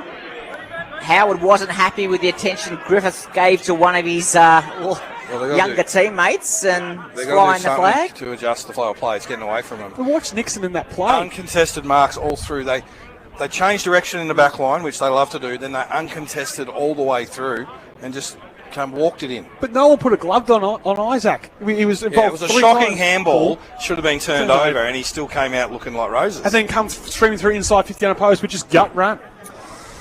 Shane Snipson, thanks to One Life Insurance and for D2E from Delacombe to Wendouree, you're never far from a D2E. Bacchus Marsh skipped 4 goals clear at the Eastern Oval halfway through the second quarter. As play restarts in the middle of the ground, it's Gertz up against Stevens. Rodimer owner Shark. Gertz is hit out again. Ball one back from Willems now. He kicks inside handball. Bit of fumble from Donald, but he got it back and went onto that left boot. There's an early push there. The umpire said, no, I'm happy with that. Just held his ground. It's going to be a mark to East Point. I think it's Jeffrey that's got it. Yeah, it looks like it. He's in the forward pocket, the Peel Street end of the ground. Probably a little bit lucky, Sam. I think so. I mean, the play went to the ground, like a sack of potatoes, but still there's probably potentially enough contact there. It was early. That's what I didn't like about it. It was well before the ball arrived. It was not engaging in the marking contest personally, but mark paid to Jeffrey. He will come in and kick for goal about 30 metres on an angle, and that right boot is second for the quarter. Goal umpire nods his head. The East Point players get around him, and a vital goal, Shane Stimson, for East Point. They're 6th for the afternoon. They just needed to turn the tide and get a bit of relief back. But the one ace in the pack for East at the moment is their centre bounce work is going really well. And that always gives you a chance at Eastern Oval. We can score quickly here. It's a short oval end of man. If you can get centre bounce there, Willem's coming through and a kick inside 50, then you can keep in touch. And they've still got some polish inside 50. Jeffrey, couple kicks, couple goals. They can still make things happen down there. And you're right, Shane. They continue to win it out of the centre. The shortest way home is through the middle out of centre bounce. As we'll go back underway here at the Eastern Oval. Played almost 15 minutes in the second term. Shea sharked it well off the Parente. High ball towards half forward. Glasgow arrived late. Fraser not paid the mark. Did all but hold it at the end. Again, Griffiths involved, just being a pest more than anything in that contest. Q forced to fumble it over the line. Some ironic appeals maybe for the last disposal. No, it was tapped off hands. We'll get a boundary throw in, ladies and gentlemen. Might cross our man Sam Treasure shortly to get an update from the benches, but we'll stick with the action for the moment. High ball in. The Sun would have been tough for the Ruckman to compete with. Gertz won it down. Good tackle there by Bacchus Marsh. Sammy Treasure? No, nothing to report on from my position here in the grandstand, Sam. Everything is all good. 4 players on each bench. So Bacchus Marsh, 9 goals, 4, 58, leading East Point 6-2-38 in the Metro scoreboard. There's another entry into 50 in the direction of Owen for Bacchus Marsh. Great spoil by Howard. Rove by Huxtable, was tackled straight away. Got a hurried kick towards the boundary line. Came to Freeman. His kick was smothered. Q picks up for East Point. Handballs to Fraser. Shane Stimson thinks it should have been a free kick. Fraser plays on quickly. Kicks outside 50 there. 2 Bacchus Marsh players combined. Williams says, I'll have that. Thank you very much. He plays on, runs through the middle of the ground, goes in short and finds Slater. Slater handballs over the top too. It's Hiscock. Hiscock goes onto his right boot, kicks towards Brown, drops what he's going to take and Rhodes over the back from Joyce. And his left foot goes straight through the middle. Wow, what a collision of teammates. That should have been uncontested mark at half forward for Bacchus Marsh. And East Point made them pay. Willems on the wings. Just starting to get into the game now. Bang, bang, bang. Goal. Dennis Harville were pulling up that tape. First of all, it's a missed handball opportunity from Freeman deep in the goal square. Then you have 2 players collide, and all of a sudden they go the other end. They get 2 in a row to the Cankers, and they get some momentum back at the home turf. Is that one in the Tuesday review as well, Shane Snipson? I think it might be. Yeah, on the AFIs. Jake Owen just calming the troops, walks out to St Arthur and says, righto, we've made a mistake, let's get it back. So turn around the Cankers, 7-2-44 on the Metro scoreboard. Charles 9-4-58. Back on the way here, Gertz again decisive down to that man, Tyson Shea. Beautiful set play, right foot kick in the Glasgow direction. Good spoil by Fraser, got up nice and high, knocked it to the ground. Lock unable to gather for Bacchus Marsh. Shea just got his hair over the footy again, rushed it forward now to Lock. Does he keep it alive? Yes, he does. Right, sling tackle. Not even a free kick. No. Gee, Sammy Treasure, you had a wonderful look at that. That was a dangerous sling tackle, was it not? It was. Well, I think look at the Sammy play. Q has gotten away with one there, and there's a few words exchanged as well between Q and Locke. Starting to heat up here. That had to be a free kick. Yeah. Gertz down again. Shea on the move, trying to impose himself in the contest in the last few stoppages. He's been the clear target for Gertz, and he's come away with pretty much most of them. But we'll get a ball in. Boundary thrown right on the 50-metre arc. Interesting right penny being swung forward. Not a traditional role that we've come to know of him for. Bacchus Marsh. Ball comes back into play. Gertz got to the front position, picked it up as the ball went to ground. It'll be a ball up. So we've played nearly 18 minutes in this second quarter. For Dick to eat Gyms. Umpire throws the ball back up. Gertz up against Stevens. Gertz won. Shea led in the race of the ball. Didn't pick it up cleanly. Ball goes to ground. Locks in there as well for Bacchus Marsh. The umpire says, I will throw the ball up. So repeat stoppage here. If you've just joined us, it's Bacchus Marsh 9-4-58, leading East Point 7-2-44 on the Metro scoreboard. Ball just inside 50. Was the East Point player pushed in the back? The umpire says no, he'll throw the ball in. It's been repeat stoppage after repeat stoppage. Opening term went for 30 plus minutes. This one's threatening to do the same. Ball in, Gertz in front. Took it out of the ruck. Handballed away. Umpire says free kick. I'm not entirely sure why, because I thought he might have got a hand and at least tried enough. Yep. Maybe an older interpretation that was definitely on the ball, but not for me. Kelly, the beneficiary. Now call the play on. Short little kick's just gone 15. Merritt paid the mark. Right in front of the opposition coach's box. Merritt will play on. Pump a right kick down the line. One for the high flyers. Big fly from the side from Bacchus Marsh. They couldn't quite complete the grab. And another stoppage is imminent, you feel, although retirement owners came through with it, coughed it up. Griffiths off to McKercher, back towards Gates, back to McKercher from 45, lines up the goals, and Eric's shot is to the near side. 9-5-59 on the Metro scoreboard. That is Bacchus Marsh leading East Point 7-2-44. I feel like the next goal in this game, though, boys, will be massive in the story of the outcome of this one. 4-3. It feels like Bacchus Marsh had that early dominance, but those 2 goals from East Point, you kind of go, well, it's even money stakes for the quarter. Their surges are just so impressive, the Cobras. Merritt plays on from fullback, kicks out in the direction of the coach's box. Strong mark taken overhead from Layla, who's pushed up the ground to mark for Bacchus Marsh. He's outside 50, weighs up his options. In the end, he decides to go long in the direction of Freeman, but Fraser gets back and takes a strong mark overhead for East Point in the back pocket, right in front of the Bacchus Marsh bench. Dangerously kicks it short, but Dodd's quick enough to move across and take a diving mark. Some nervous moments there for the East Point faithful. Dodd goes onto that left boot again, goes in short, over, kicks over at Merritt's head. Marshall went it back through. McKercher handballs over to Huxtable. He's going to nail this, isn't he? Of course he is. Huxtable's got another. Merritt's turnover costs East Point dearly, and the Marsh go to 10-5-65. East Point 7-2-44 on the Metro scoreboard. Yeah, he just bit off more than he could chew, trying to get a bit cute there. I know that modern footy is to find angles out the back, but not at undue risk, and that's just a cough up, really, for Bacchus Marsh. And a score on turnover again, the key.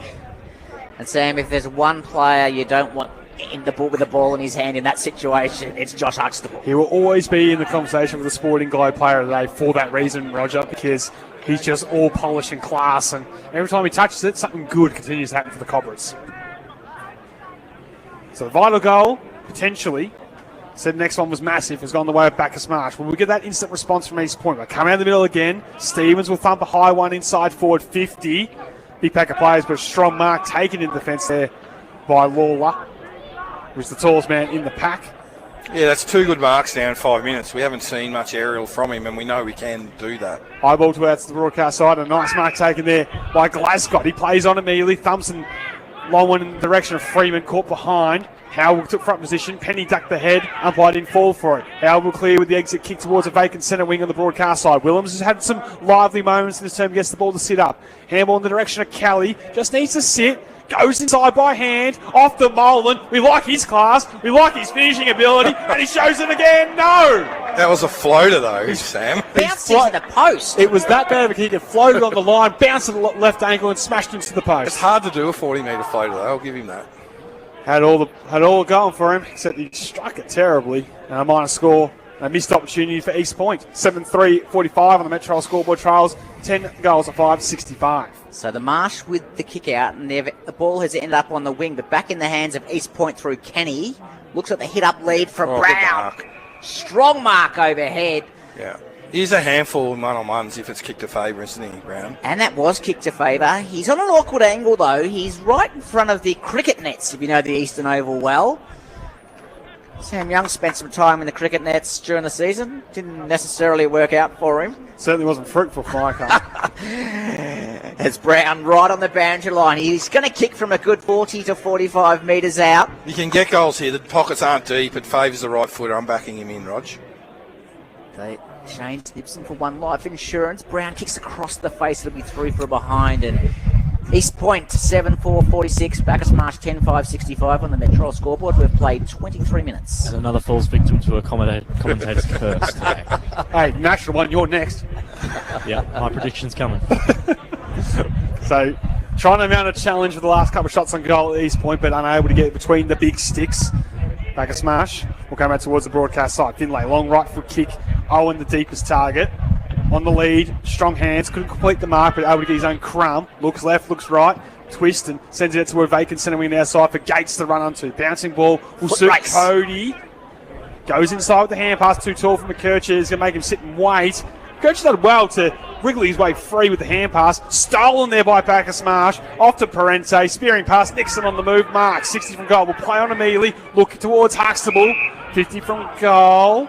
And he just slows things up, this Huxtable. He's a pretty prodigious kick.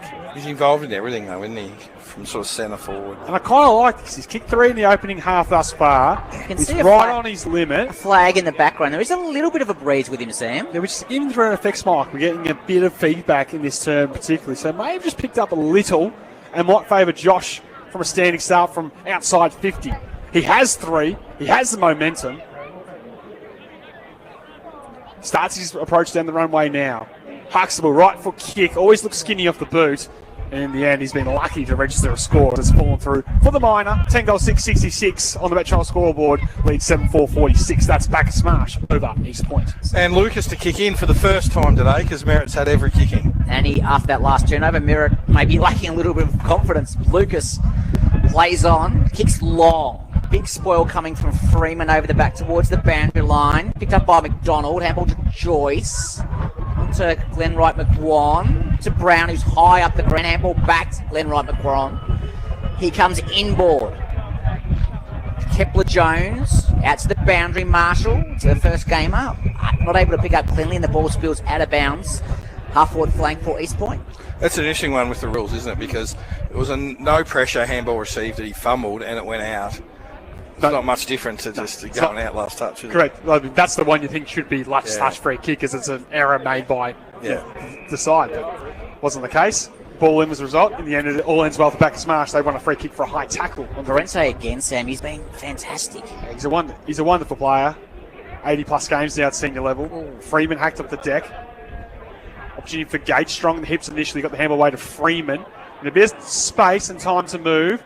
Good pass will find Owen. Now has a vacant 50. And where's Billy Griffiths running back? He'll be the target. Huxtable with a kick. Sets it out in front. It just needs to sit up for Billy. It skips on down the hill of the Eastern Oval. You know the ground well. It always runs down into that pocket and out of bounds. Geez, they're able to keep their forward line way more open than East Point, and they can just get real fast flow through 50 to 70, whereas East's a bit more kick mark and a bit stunted and doesn't feel as easy. Ball comes back into play from the throw-in. Gertz very cleverly won out, but sharked again. This time was by Q. Handball to Rodimer Owners. Kick was smothered. Ball comes back inboard. East Point trying to win a free kick. Umpire says, I'll have none of that. I'll ball the ball up. So, dying stages of the second quarter. 26 and a half minutes played. It's been a fantastic first half. Gertz wins out. As has become the pattern. Rodimer Owners sharking Gertz's ruck. Clears outside 50. Strong mark taken by Dodd. He'll go onto that trusty left boot. Goes in short and looks for a teammate. Not able to mark. Ball spills to ground. It was Jeffrey who fumbled. Back to Vesti, the first gamer for Bacchus Marsh. Kicks long into 50 in the direction of Craig. Good spoil from Freeman. At the ground is Canny. Kicks in short. Over kicks it. Dodd goes back to win the footy and does very well in the circumstances. Great football. Handball out to Q. Ducked the head. The umpire said, no, that was a duck. He's smart enough to spin around though, gets it back to Dodd, goes in short, finds Jeffrey. So opportunity here for East Point from centre wing. Nice bit of play individually by Joe Dodd on a couple of occasions there. Piercing ball's a nice one from Jack Jeffrey. Mark taken by Joyce. Too far at the score, but the handball over top. Off to Kepler Jones, runs into a vacant 50, shoots at the goal. And it looks like it's marked on the line by Brown. And he'll be straightened up in the goal square. You would imagine directly in front, and should pop through his second of the afternoon. Just quickly, be interested, Sam Treasure, has he noticed any change in that wind? Even that kick seemed to fade across a little bit. Sam, you noticing any pick up in the wind? A little bit, Rog, yeah. So Brown comes in, pops it through, and East Point make it a 14-point ball game on the Metro scoreboard. 8 goals, 4-52. Now trails 10 goals, 6-66. But Brown gets on the end of the good work there, takes the mark. Again, though, they're able to get some decent run and carry, Shane, like with Jones, Mullen, some of these younger guys haven't had the finish of the class. That time they get the just rewards, but they're not that far away at this point. No, it's just some tinkering and a bit of confidence. And it's about that. We spoke pre-game, the repeatability to be able to play your method more often than the opposition, and Bacchus Marsh have just been a bit more consistent with it so far. So 5 goals to 4 for the quarter in favour of Bacchus Marsh. 28.5 minutes gone here at the Eastern Oval, thanks to D2E Jim. Throw up, Lock in the midfield, kicks over his right shoulder. Could have been a free kick to East Point. Umpire said no. Ball spills to ground, picked up by Craig. The umpire says, I will ball the ball up around 35 metres from the Bacchus Marsh goal. So with Penny going forward, Slater's followed him down that end. Good start by Gertz. Shark down the middle. Right foot kick towards the square. Top of the square, but Howard for East Point will come away. The left foot kick's going to be measured out of defence. Gertz will get back. Lock, unable to take the mark.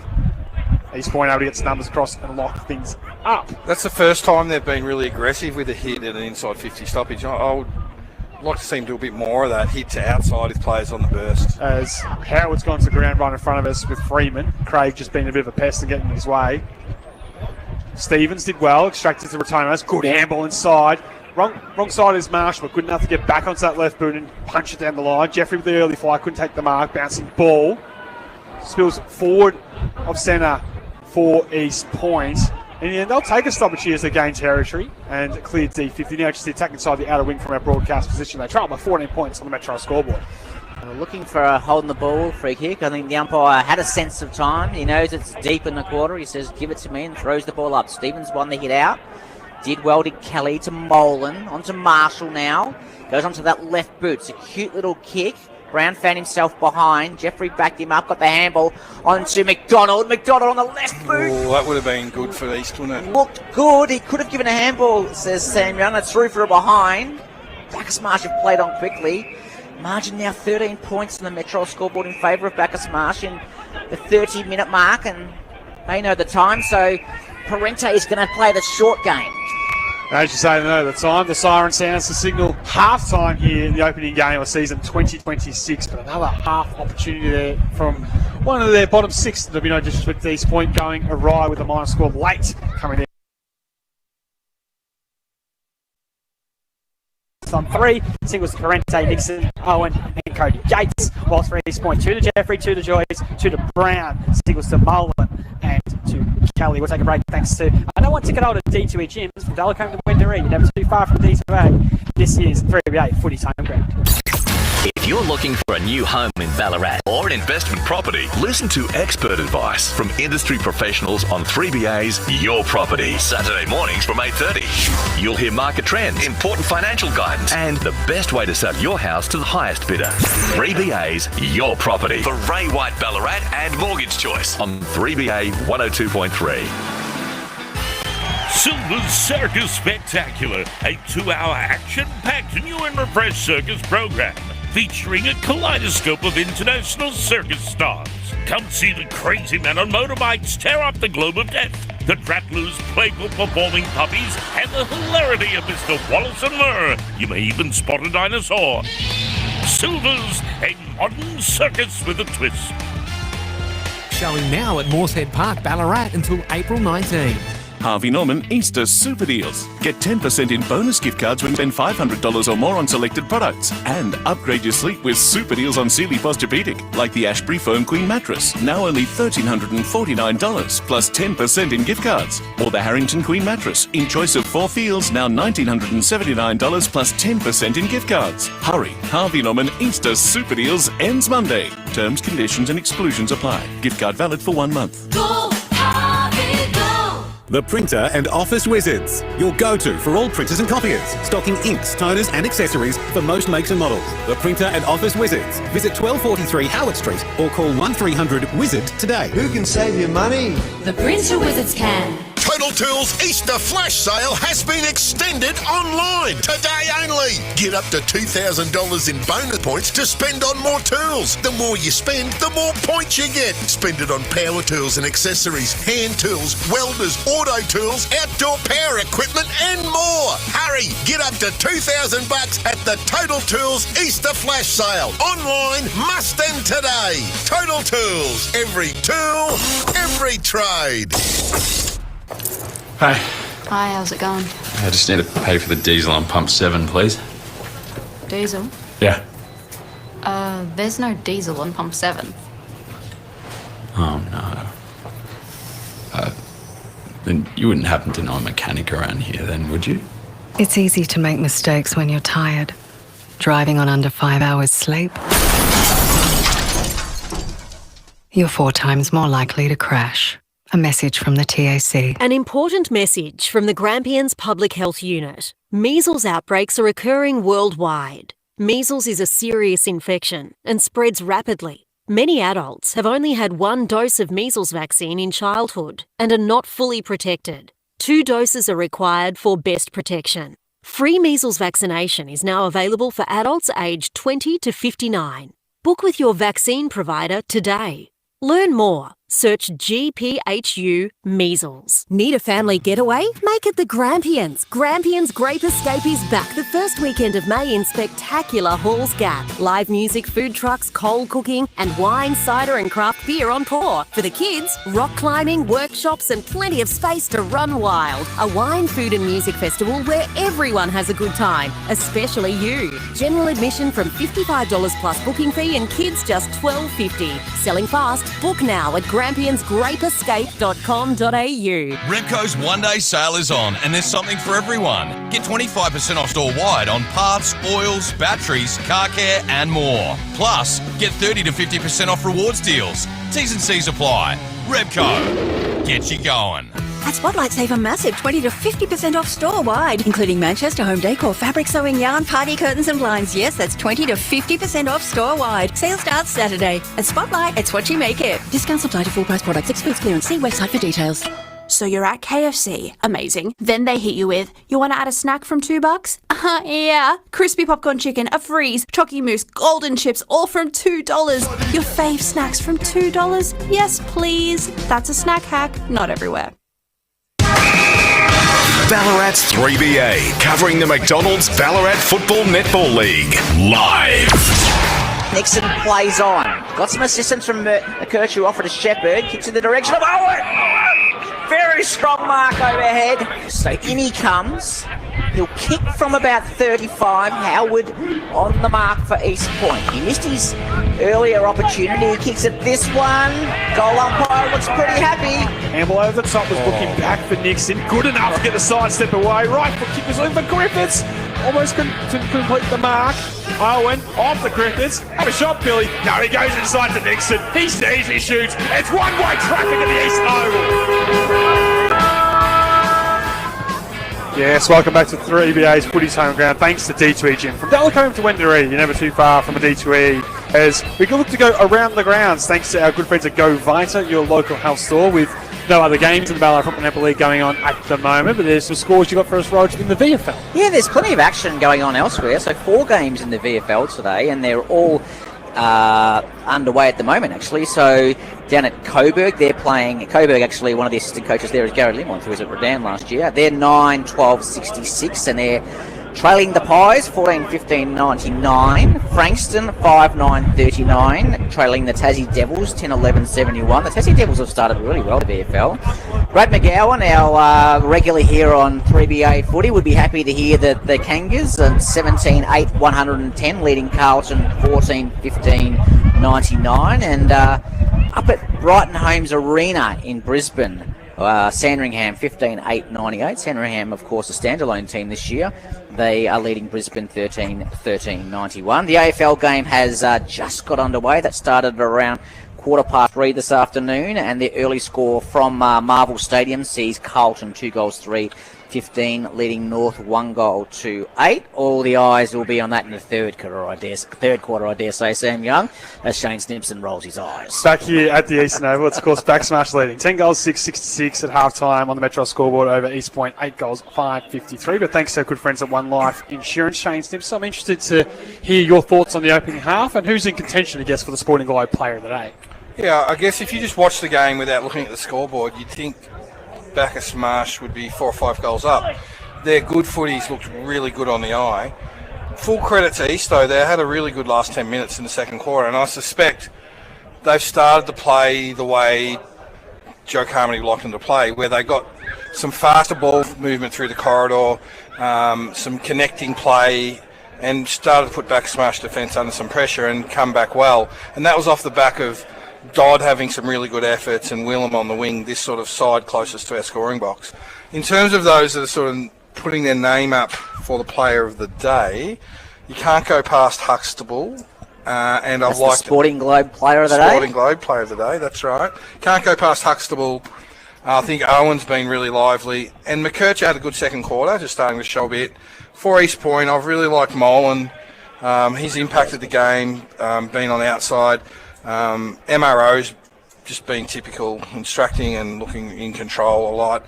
And Willem's just started to pop up in the second quarter. Yeah, some good names up there for contention. I'll also put Billy Griffith's name forward as well. He's kicked 3 goals and looked damaging inside forward 50 for the Cobras. So pre-game, Sam, you actually made the comment that you're expecting a bit of a shootout, and that seems to be the way it's gone. Like 18 goals and a half of football, like even that quarter, Bacchus Marsh kicked 5 to East Point's 4. It's entertaining footy, and full credit to the league and the clubs for scheduling this game, because if you were coming along to a Ballarat Football Netball League game for the first time, Shane Snimpson, you couldn't help but be impressed. No, it's been terrific and entertaining. And I just wonder that conversation pre-game, Roger, around there hasn't been many stoppages through in between the arcs through the middle of the ground. And I think that's a little bit of, we've seen the lasso rule come in 4 or 5 times. Yeah. And I think we're seeing players not kick it so close to the boundary where you just get lots of boundary throw-ins. And then when that's been turned over in the middle, the opposition have just gone bang, bang the other way. And I wonder whether that's one of the good impacts of that rule change. I guess the litmus test for this whole scoring, I guess, in season 2026 will be the fact that in the Ballarat Footy League we don't have 666, and it's one of the only premier competitions in Victoria that doesn't apply that rule. I wonder, as the year goes on and games become more and more important as you push towards finals campaigns, etc., that we'll see more sides flood the back line. You look at East Point, for example, today, like there's maybe an opportunity to get Slater behind the ball as a spare or Brown. So I just wonder, as that we continue to tweak the year, or if coaches will continue to stick to, I guess, the art of the game and keeping it open. To be fair, the rule was in last year and the year before and the year before it. And we haven't seen a lot of manipulation, except for 3 minutes to go, someone's up by 4 points. That's pretty much the only time. And I think it's an underutilised thing that you can do, not just to defend, but also to attack. Absolutely. Or to throw out. You can bring a forward around to the back of the square and run them off, and it just gets different numbers in your forward. I confuse the back line. I think it should get used more. Well, you look at the AFL, for example, and someone that gets a lot of credit in the media is a guy like Ollie Dempsey as a winger who seems to be full back, full forward everywhere in the game, and that's in the 666 system. If you have someone in that bipartisan system here in the BNFL that has that running capacity to get up and down the ground, they can start in defensive 50, run through the stoppage, be a damaging option, as you said, going forward, Shane, but then also be around the ground in just all the little holes that you need as the game develops. You need a smart player to be able to do that. Almost is running their own race. But a Huxtable could easily do it. Absolutely. A Morabito at Melton could do it. Yeah. A Lockyer could do it at Sebastopol, although he probably gets watched pretty closely. Yeah. But every team would have those players that, a Maple could easily do it at Ballarat. Yeah. I just feel like Hind could do it at Darley. I feel like in this game today, the one thing I saw in the final probably 5 minutes of that term particularly was when Penny went forward for Bacchus Marsh and Slater went with him. It forced Jack Jeffries to become that connector between the two, and I think that's a good move even if Penny goes back in this second half. To leave Slater behind the footy and challenge Jeffrey to be that connector, because I was almost thinking, what can they do? Do you swing Merritt to half forward for a bit, try to get some touch and some damage? They've got to go. They're not the same East Point side that they were. They don't have McDougall anymore, so they've got to look to different avenues, and those guys are going to play slightly different roles now, I feel. And having said that, I think Joyce has done his bit. I think Absolutely, he's played higher, I think, than we've seen him in previous seasons. He was more that deep forward last year, and he has been a bit of a connector, Shane. Yeah, when he's leading hard between 50 and 70, because he's got a large frame, he attracts the ball kicker's eyes, and he presents. What I like about him is he presents straight towards the leg of the kicker, which is the easiest kick to kick. He's not doubling back. He's not pushing wide at speed. That's a really hard kick. He presents, and then that attracts other defenders towards him. And then if he's not used, it might mean there's some other East forwards that get off their bloke because he attracts attention. There's a lot to like, I think, about East Point. If you'd come along today thinking, geez, we've got 7 debutants, we've got no Johnsons, no McDougall, got a couple of injuries with Jesse Cairns and Tom Brown, how are we going to go? You'd be pretty happy at halftime. Well, the main thing that's been so impressive is, let's be honest, they lost Matt Johnston, arguably best player in the competition or close to. So we all thought, the midfield battle is going to be a bit of an issue today. The ruck battle is going to be, young Stevens against Gertz. He's going to get monstered. But the ability of MRO, Dodd, Canny, and co to just, be able to read, either Gertz taps or compete and then come out in the front of stoppage has been uber impressive. And that sweeper in the middle of the ground in that centre as a midfielder has been dominant, a brick wall. I've been surprised that Gertz hasn't avoided that by hitting longer and trying to hit more to advantage. And that would be an interesting stat to look post-game, Shane, at hits to advantage, wouldn't it? Yeah. Because I feel that certainly Bacchus Marsh haven't taken advantage of that situation. McCurch has obviously done pretty well in there, but for the most part it's been Rodimer Onus's ball in the middle. We observed a couple of things. Hardly ever aggressive hits inside 50 by Gertz or someone on the burst, which they should be doing.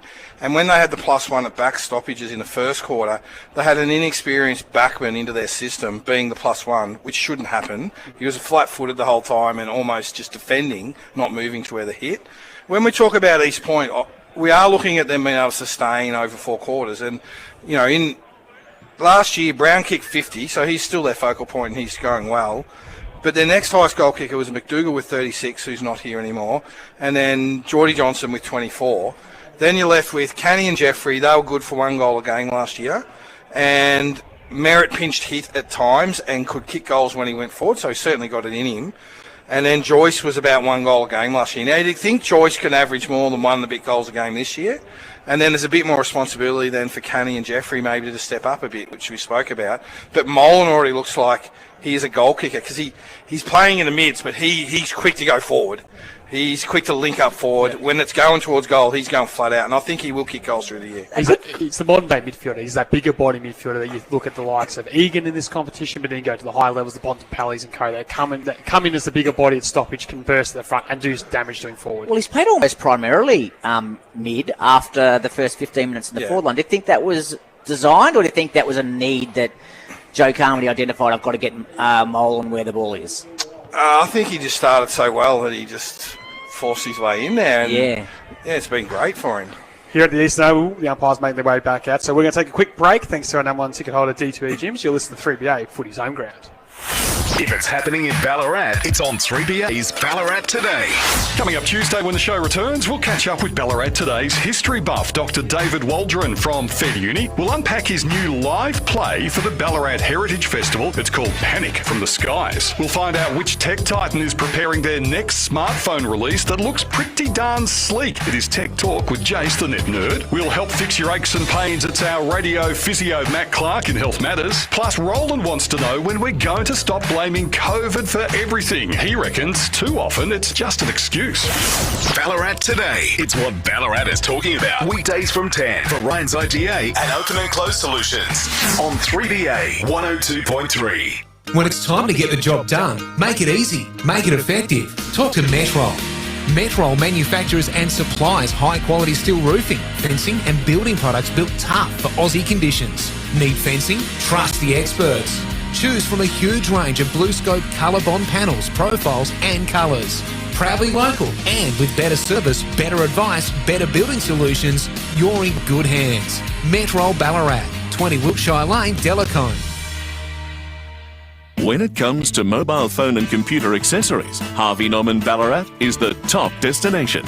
Discover the biggest range, quality brands and expert advice to match every device in your life. From chargers to cases, screen protectors, keyboards and cables, we've got it all. And with our best price guarantee, you can shop locally with confidence. Harvey Norman Ballarat, your top destination for mobile and computer accessories. Plenty of free parking. Corner of Gillies and Howard Streets, Wendouree. If you're not using the internet to save money, you're not using it properly. Like, say, if you wanted to save on airport parking, book at melbourneairport.com.au when you book your flights and save. T's and C's apply.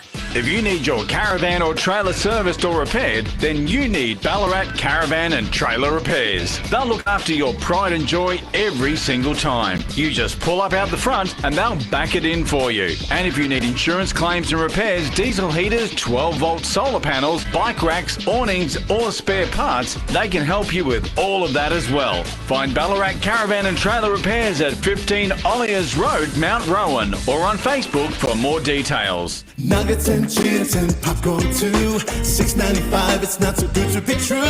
Giant snack pack is the one for me. I'm just vibing with the FLG, yeah. Not everywhere, not forever. Pick up only from KFC.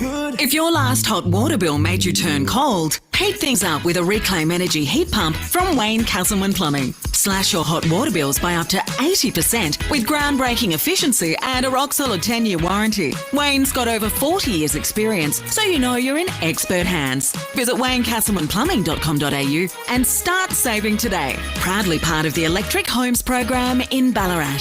Wayne Castleman Plumbing. Hot water done right. Audio. It's more powerful than you think. What you hear can take you far from here. It can move you to dance, to run, to tears.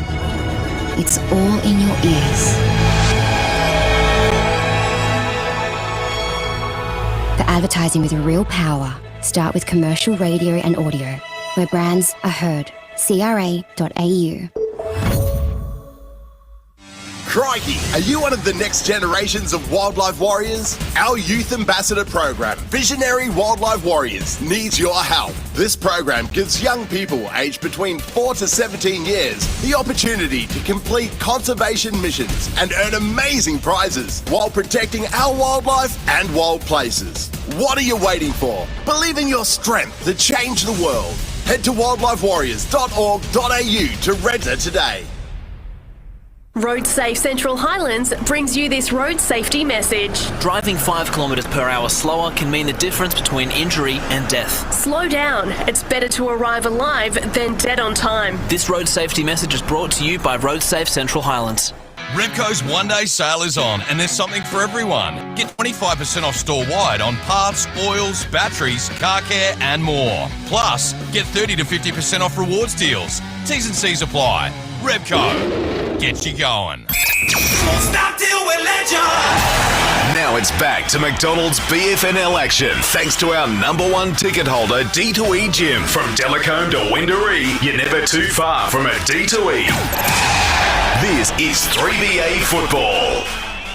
Welcome back to 3BA Footy's home ground, thanks to D2E Gym. From Delacombe to Wendouree, you're never too far from the D2E. Sam Young, Roger Grant, Shane Slips to bring on the action live in the commentary box, but we'll cross down to the boundary line to our man Sam Treasure for an update on the benches after half-time. Yes, I am just in the western corner of the Eastern Oval vicinity here at the netball courts, and it is Bacchus Marsh leading 35-30 here at the courts with not too much long left, so East Point are going to have to claw back 6 goals. Thank you very much, Sam Treasure, Death Taxes, and Sammy Treasure at the netball after half time. That's one thing I know for sure, boys. But it's ready to start the second half here. The players are moving their way into position. Do we like the back at the Cobras to hold on from here, Shane? Well, they've shown a better brand through the first half, but fatigue will now kick in, so it'll be interesting to see what happens here. So our good friends at One Life Insurance there, Shane Snipson, as we're ready for the second half here at the Eastern Oval. Mutually one down. Huxtable elect to go off the deck. It was stolen by East Point and thumps towards centre half forward. Joyce in front. Vesti did well not to infringe. Joyce at ground level superb. Got the hands free and sends it inside forward 50. Cobras get back in numbers. Opportunity here for Canning on debut. Goes for a little run. His handball off to McKercher. He draws the man in Huxtable. Go back to Canning, but he had nowhere to go. Just a wall in front of him. Huxtable over the shoulder. Clever hand pass fans way to McKercher. Handball to space. Owen attracts the crowd like he always does and somehow ends up with it back to Huxtable with his third possession in this chain. Dumps it forward. Needs strong hands forward to centre. There's Glasgow. His handball was missed its target. Slater gave it the hot footy to a flat-footed Howard who's gone holding the ball. I don't know if he had much of an opportunity to really dispose of it. Opportunity there. So Owen will go to Huxtable again for the 4th time in the opening minute of this third term. He'll go inside 50. He'll direct it. Mark taken to the fence there by East Point as they look to repel. Howard has the ball in hand, kicks in short, finds Molan. We'll keep an eye on Joyce, Sam Treasure. He looked to be very slow getting up from that early contest in this quarter. The turnover's on. McKercher handballs over to a teammate in Griffiths, who goes long towards the square. It's going to be offline and then getting back Sam Q to take the mark. Handballs over to Glenn Wright McGuan, comes in short, finds a teammate. Looks like it's Dodd out there. Right in front of the cricket nets at the Eastern Oval, if you can picture that. And Dodd goes onto that left boot, long on centre wing in the direction of Joyce. He'll compete with Vesti, and Vesti, I think, is taking the mark. Umpire says no. I reckon Joyce got a hands on it first. He was tackled high as part of that, and it's going to be a free kick to Vesti. A bit of a scuffle, I think. Joyce not happy with some of the attention he got early in that quarter that left him on the ground, but in the end, the umpire comes in and says, "Get on with it, boys." And Vesti, the recruit from Hoppers Crossing, will take the free kick. He plays on, kicks long on that right boot, goes towards half forward in the direction of Owen, but the intercept is on and a strong mark taken overhead. I think it's either Merritt or Q. They look very similar. I think it's Merritt who has the ball in hand. A long way from us here in the broadcast position. He goes onto his right boot, kicks it in the direction the ball came on the wing. I think this is going to be a lasso free kick, Sam Young, and back in the hands of Bacchus Marsh. So the Cobras from centre wing on the outside will be Sam Griffiths, but a couple of pleasing things for the East Point behind footy, a couple of innocent marks in the early entries of this quarter. Sideways to Finlay, Brown read the cues, but the kick got there just in time to Gertz. Takes the mark, and pretty much true centre half back. Right foot kick down the line, looking for the little man in Griffiths, who's been a target. Couldn't take the mark. Picked up nicely there by Gats for Bacchus Marsh. Inside 50. Packer players form. Ball hits the deck. East Point with their spare. Got to be careful when they not get this one out. Umpires have been hot on the whistle for not making a good enough attempt to get rid of it. This time they did. We'll get a ball up inside defensive 50 for East Point. So umpire Jones throws the ball in the air. Stevens in there. East Point win the clearance under pressure. Ball comes back to Griffiths. Was he taken high? The umpire says no. Drop the knees and it'll be another ball up. So slow play here, Shane Snipson. Yeah, I want to see Gertz hit corridor, someone on the fly, not little dabs down in front. He needs congestion. Open up, and he did just what we didn't want him to do and dabbed it down in front. Gates in there, as is Craig. East Point through. Dodd win the clearance, but it comes straight back to Griffiths, who marks for Bacchus Marsh. That's Sam Griffiths. He's looking for the short hit up. Takes his time and now elects to go long towards the goal square. Who's home? Ball will fly and should have been a mark, I thought, to Lucas for East Point. Umpire said no, ball spills to ground. It'll be a ball up just outside the goal square at the Peel Street end of the ground. It's just a bit of feeling out at the moment between both teams. There's been no real sort of highlights yet or good passages. Who will blink first this third term? Owen coming through. Try to use his weight around the contest to break free. Couldn't do so. Ball at the results. Just seems like, very long, slow entries that we haven't called for the opening half of footy coming from the Cobras in this term. Gertz took it out of the air in the ruck. Snap around the body, be across the face, not register the distance or a score. Lucas with the spoil brings it down. Umpire lets it away, play on. Now the polish of Huxtable comes to the forefront, spits it wide to Griffiths, sees the goals, likes the goals, and kicks number 4 with a wonderful finish, Billy. He's going to be a contender, Shane Snibson, for the He is. He just keeps player of the day, near the Sporting Globe player of the day. That's a very classy finish, running towards the boundary. Sort of a handball receiver, Huxtable, facing away from goal. 3 steps to swing around the face goal with his right leg going to the boundary. Just sort of wedged it through, but it never looked like missing, did it? Drop punt through. That's 7 goals now from Huxtable and Griffiths as guys that, traditionally can play that sort of half-forward role, spit some time in the midfield, but getting maximum damage on the score sheet this afternoon at the Eastern Oval. On the Metro scoreboard, it's 11-6-72. Bacchus Marsh lead East Point 8-5-53. And around the grounds, thanks to Go Vita Ballarat, your local health store. North Melbourne 3-3-21. Trail Carlton 3-4-22. In the early stages of the second quarter is play back underway here. The umpires found a free kick for a throw. It's going to go the way of East Point to Rottimer Onus in the centre of the ground. He's been directed to come back behind his mark. He does that and plays on quickly. Kicks inside 50 in the direction of Jeffrey. East Point only have the one player down there in Jeffrey, so Bacchus Marsh with the numbers. Ball comes back to Vesti, snaps on his right boot outside 50. Very strong mark overhead from Parente, who's been very good this afternoon. Plays on dangerously, goes in short to Gertz. Slucks a fortune. His handball misses the target. Milburn. Back to Scarta Marglia. Colton on the right boot now. Goes direction to half forward. Finds Canning, the recruit from the O&M. His kick is a beautiful one. Short. Owen on the lead up. He's outside 50. Elects the handball back to Canning. Canning on that right boot goes in short. Falls in short of Craig. McDonald able to do the cleaning up, although Q's kick was smothered. Went back and got it again. Kicked it, and the ball will spill out of bounds. Not a lasso, though. The umpire will throw the ball in. Metro scoreboard sees East Point 8-5-53. Bacchus Marsh 11-6-72. 5 minutes in the third quarter. He's a clever player, Owen, isn't he? You don't often see a player signal someone behind their back to run through for a handball receive that he did to Canning. Very clever. One down by Gertz again, decisively in the ruck. The umpire says, high contact, free kick will go the way of Bacchus Marsh. Churcher, is it? No, it's Locke. Beyond his range, you would think, from outside 50. So he just sets one up towards the top of the square. Maybe opportunity for the high flyers. Spoil there came from Lucas. Came down to the Crummers. Right foot snapper at the body by Bacchus Marsh. Has gone through for a minor score. Lucas is doing the kick-out duties now, and he plays on quickly. Goes out to the outer side in the direction of Brown. He's got not much ahead of him, and his kick reflects it. He kicks it straight out of bounds on the full, right in front of his coach, Joe Carmody. That's one way to avoid a lasso. Just kick it out in the full. He sent it to the Bowls Club. And the free kick will go the way of Cody Gates. He's had some good moments this afternoon. He plays on quickly, kicks long, inside 50.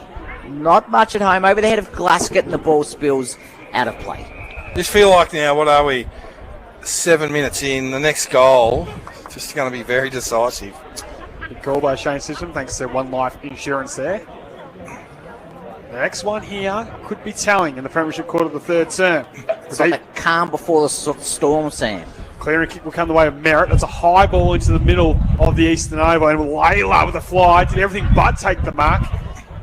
In the end, we'll get a stoppage. And the other thing is, it's been up Bacchus Marsh's end the whole time. They're in front, haven't got one. If East can get the first one against a run of play, geez, they'll be up and about. They just need to get a mark for the centre at this point. Just get some control and some territory. Merritt on the move through the stoppage, almost sharked the Gertz tap. Gates. Was he pushed to the back? Umpire said no. Time Ernest was on his hammer. Must have been a duck because I think it was McDonald coming through there. Definitely caught one in the head. Trying to weave his way through traffic. And again, another stoppage as they continue to fill each other out in this term. Stevens this time with the tap. Merritt did well. Now handball off to Willems. Right foot kick towards half forwards in the direction of Joyce. Needs to touch it. Needs to keep it alive. In the end, does enough to see it out of bounds. We'll get a boundary throw in. I feel like Merritt's moved positions. He's a bit higher up the ground. I'm going to keep an eye on that, but I don't think he's in the back six at the moment. He's definitely an extra at the stoppage here. Yeah. We're half forward for East Point for the first time in the third term. Had more time than what he thought, Willems. He could have really hit Joyce up, but he rushed the kick, ball went out of bounds. Ball comes back in. Merritt, as you've just called, is higher up the ground, wins. Kick is smothered. Joyce goes in. Bacchus Marsh able to clear, but straight back to Rodimer Onus outside 50. So Bacchus Marsh getting players back. It's a very congested forward line, but he's clever enough to find a player by himself. Looks like Slater over there, I think. Willems. Nolan's on his own here, inside 50 too. Willems right on the outside 50. Looks for Joyce on the lead, but Glasgow gets back and able to take the mark. Plays on quickly. Gets out to Vesti. Canning it is. Canning plays on. Handballs over to a teammate in Finlay, who goes up the line looking for Nixon. The kick was a poor one, but Nixon clever enough to tap it on to that man Griffiths. He goes short. In the end, the kick is going to work out okay for Bacchus Marsh. It looked like it was going to be a turnover at one point. Lock goes in. Umpire says, I'll ball the ball up. Centre wing, probably favouring the Bacchus Marsh into the ground. Back to that forward entry. Joyce got a wonderful little block from McDonald to gain the separation. He just got missed on the lead. Almost turned costly too with Bacchus Marsh slingshots, footy style to go the other end, but able to hold up for the moment. Huxtable off there to Canning. He's had a good start to this third term. Right foot wobbly kick inside 50. Owen got the most unkind of bounces. Ball in dispute. Still inside 50. Umpire comes in and says, hold the ball. Now, Shane, you commented earlier in the day about some of the umpiring decisions in terms of me knowing my stuff, and I'll confess to you I don't. But I'm struggling with the interpretation of holding the ball today from a consistency point of view. Well, I did want to say, but you've given me the opening, Roger, that the umpires feel very motivated to pay it today, but in the last 10 minutes, they sort of backed off a bit. So for a bit of bang for your buck, Rye Penny comes in and squeezes it through. A vital second goal in the term will go the way of Bacchus Marsh. They now move to 12-7-79 the Metro scoreboard to East Point's 8 goals, 553. Challenge for you, Sam Young. How many goals did Rye Penny kick last year? I would argue not many, given he spent most of the year deep defence, and he seems to have pushed forward a little bit more today, Shane. He has, after quarter time. And I almost felt when he went forward and Glasgow was forward, that was in the second half of the second quarter, and that's when East Point went quite well and kicked goals. I was sort of questioning whether that's the right move. Now, yeah, we just pop in today and, on face value, have a look at what's going on, but I did question it. Play back underway in the middle of the ground. That's going to be a repeat stoppage. But now he's popped up with the goal in the third. So. Absolutely. So he seems to be pushing forward more, and East Point pushing Milburn back into that deep defensive role that Penny usually plays. Ball thrown up. Well roved by Jones. He's had some nice moments today for East Point in the direction of Molan. Went back to Jones, but he overran it. Ball comes back to Gates for Bacchus Marsh. Kicks in short to Griffiths. Goes short again. Across half forward now in the direction of Huxtable, and the ball will go out of bounds. I can't see a lasso signal there, Sam Young. It's going to be a throw-in. Just inside 50, so it's played between the arcs, of course. The other observation I made in the first quarter, Glasgow's second ruck, they went really well when he was in there. Why wouldn't Gertz just spend a bit of time deep forward just to throw? I think that's worthy. Absolutely. I agree with that 100%, Shane. There's a good tackle applied there by Kepler Jones. So just now exited inside 50 for Bacchus Marsh, who've done the only scoring in this term. Ping pongs between a few players with the ricochet. Shade spatted out to Huxtable. Right foot kick towards full forward. Fisted away by... Oh, good smother. It was a very good smother. It was fisted away actually initially in the mark contest by Owen, with the flying shot and goal being smothered by East Point. We'll get a throw in. Shane, how have you assessed Sam Lucas's game this afternoon? Deep defence for East Point. I think it's steady. I think he's he's adjusting with new teammates. He's on quality opposition. I think he'd like to improve in coming weeks. East Point will clear that ball out of defensive 50, but not for long. Kick off the ground from Bacchus Marsh, came back to Merritt. Over to Willems, in short Canny. Looking for Hiscock, he wasn't able to mark. Scarter Markley cleans up for Bacchus Marsh and finds a teammate in Nixon. Nixon high half forward, just over 50. It's almost like he's going to go back and have a set shot here. It'd be a great kick from there, long way out. Right on the light pole in front of the cricket nets here at the Eastern Oval. He's probably kicking against the breeze, if anything.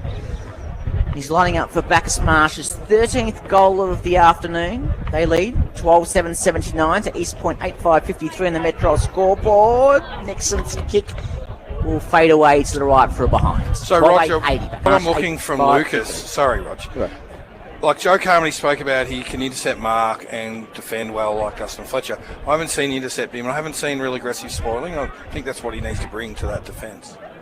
So East Point will come out of defence towards the outer side. They really just need a mark at this point. Joyce is the target in the air, is unable to take it, and it's off hands and go out of bounds. I was really disappointed with that shot on goal by Nixon. He just gave away the goals, and these pockets aren't that deep, as you mentioned, Shane, at the Eastern Oval. You can just aim at the goals, and if you've got the distance in you, it will carry through, no problem. Back underway, half forward for the Cobras. Clever tap over the shoulder there came by Gertz. Shea was sent inside. The big fly by Owen, could take the mark. Here are the Crummers again, off the gates, outside the boot. Can he bend it back? He bent it back a long way, but into the woodwork it went for a minor score. And with so many repeat forward 50 entries now, East have pushed numbers up, and Bacchus Marsh now have a +1 behind the ball. Haven't had that all day. And the dumping was dumped as he kicked out for full back, so free kick downfield will favour East Point. This is what they need, a bit of territory maybe. Quick hands off to Pratoma Onus, right foot kick down the line in the direction of Molan. He's got a good set of hands, we've seen that already, takes the mark. Outside 50, they can look to enter. Brown 1-on-1. Molan wants to get it to that option. Him against Lawler. Big sport by Lawler, brings it to ground. Glasgott's going to be good. He arches it back and then he's run there from behind. Got it away. Kelly left foot snap. Great smother. Well played by Milburn, and he clears D50. The Cobras survived that entry. Penny sells a bit of foot candy. Right foot kick over the top, it's good to Parente. And now they go through the corridor, through Shea. On the lead is Jakey Owen, and he takes the mark. Plays on immediately off the Penny. Umpire's going to be pedantic and call it back. And Penny kicked the goal as it happens. Penny was going to double his money.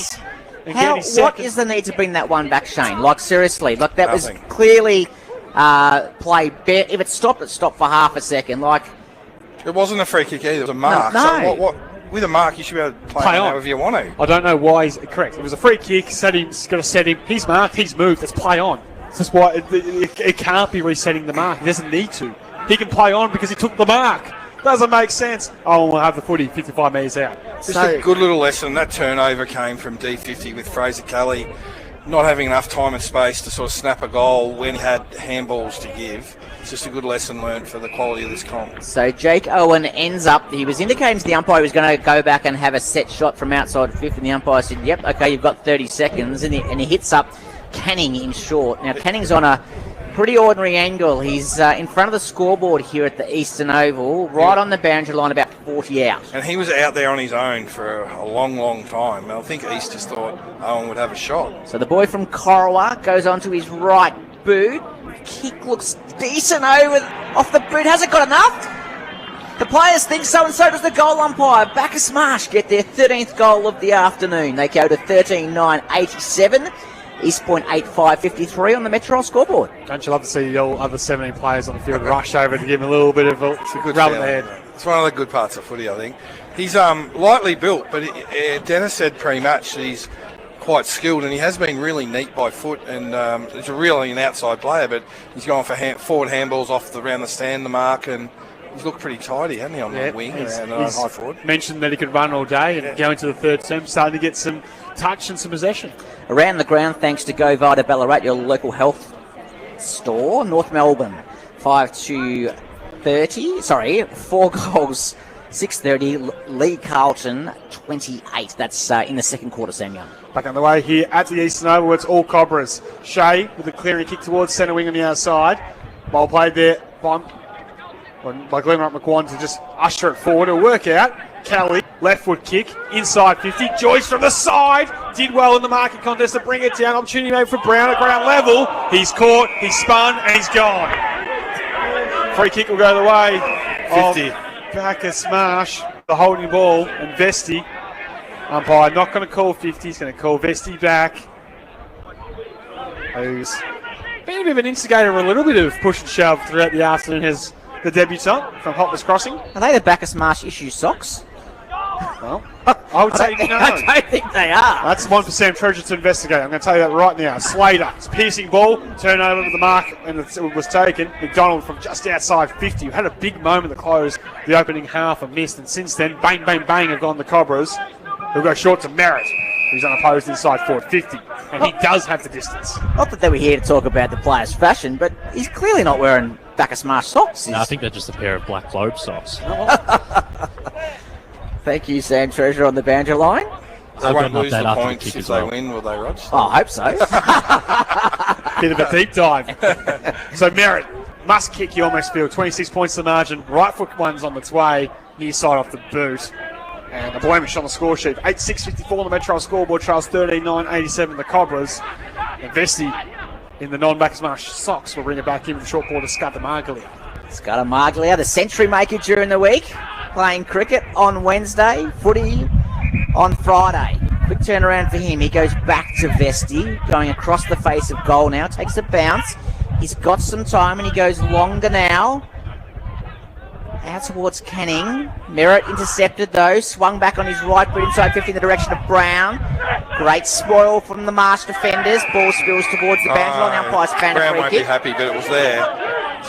Free kick going the way of Bacchus Marsh, and will go the way of Vesti, who plays on quickly. Goes out towards Gates. Handball over the top to Scudder Marglia. He's got Nixon further afield and he finds him.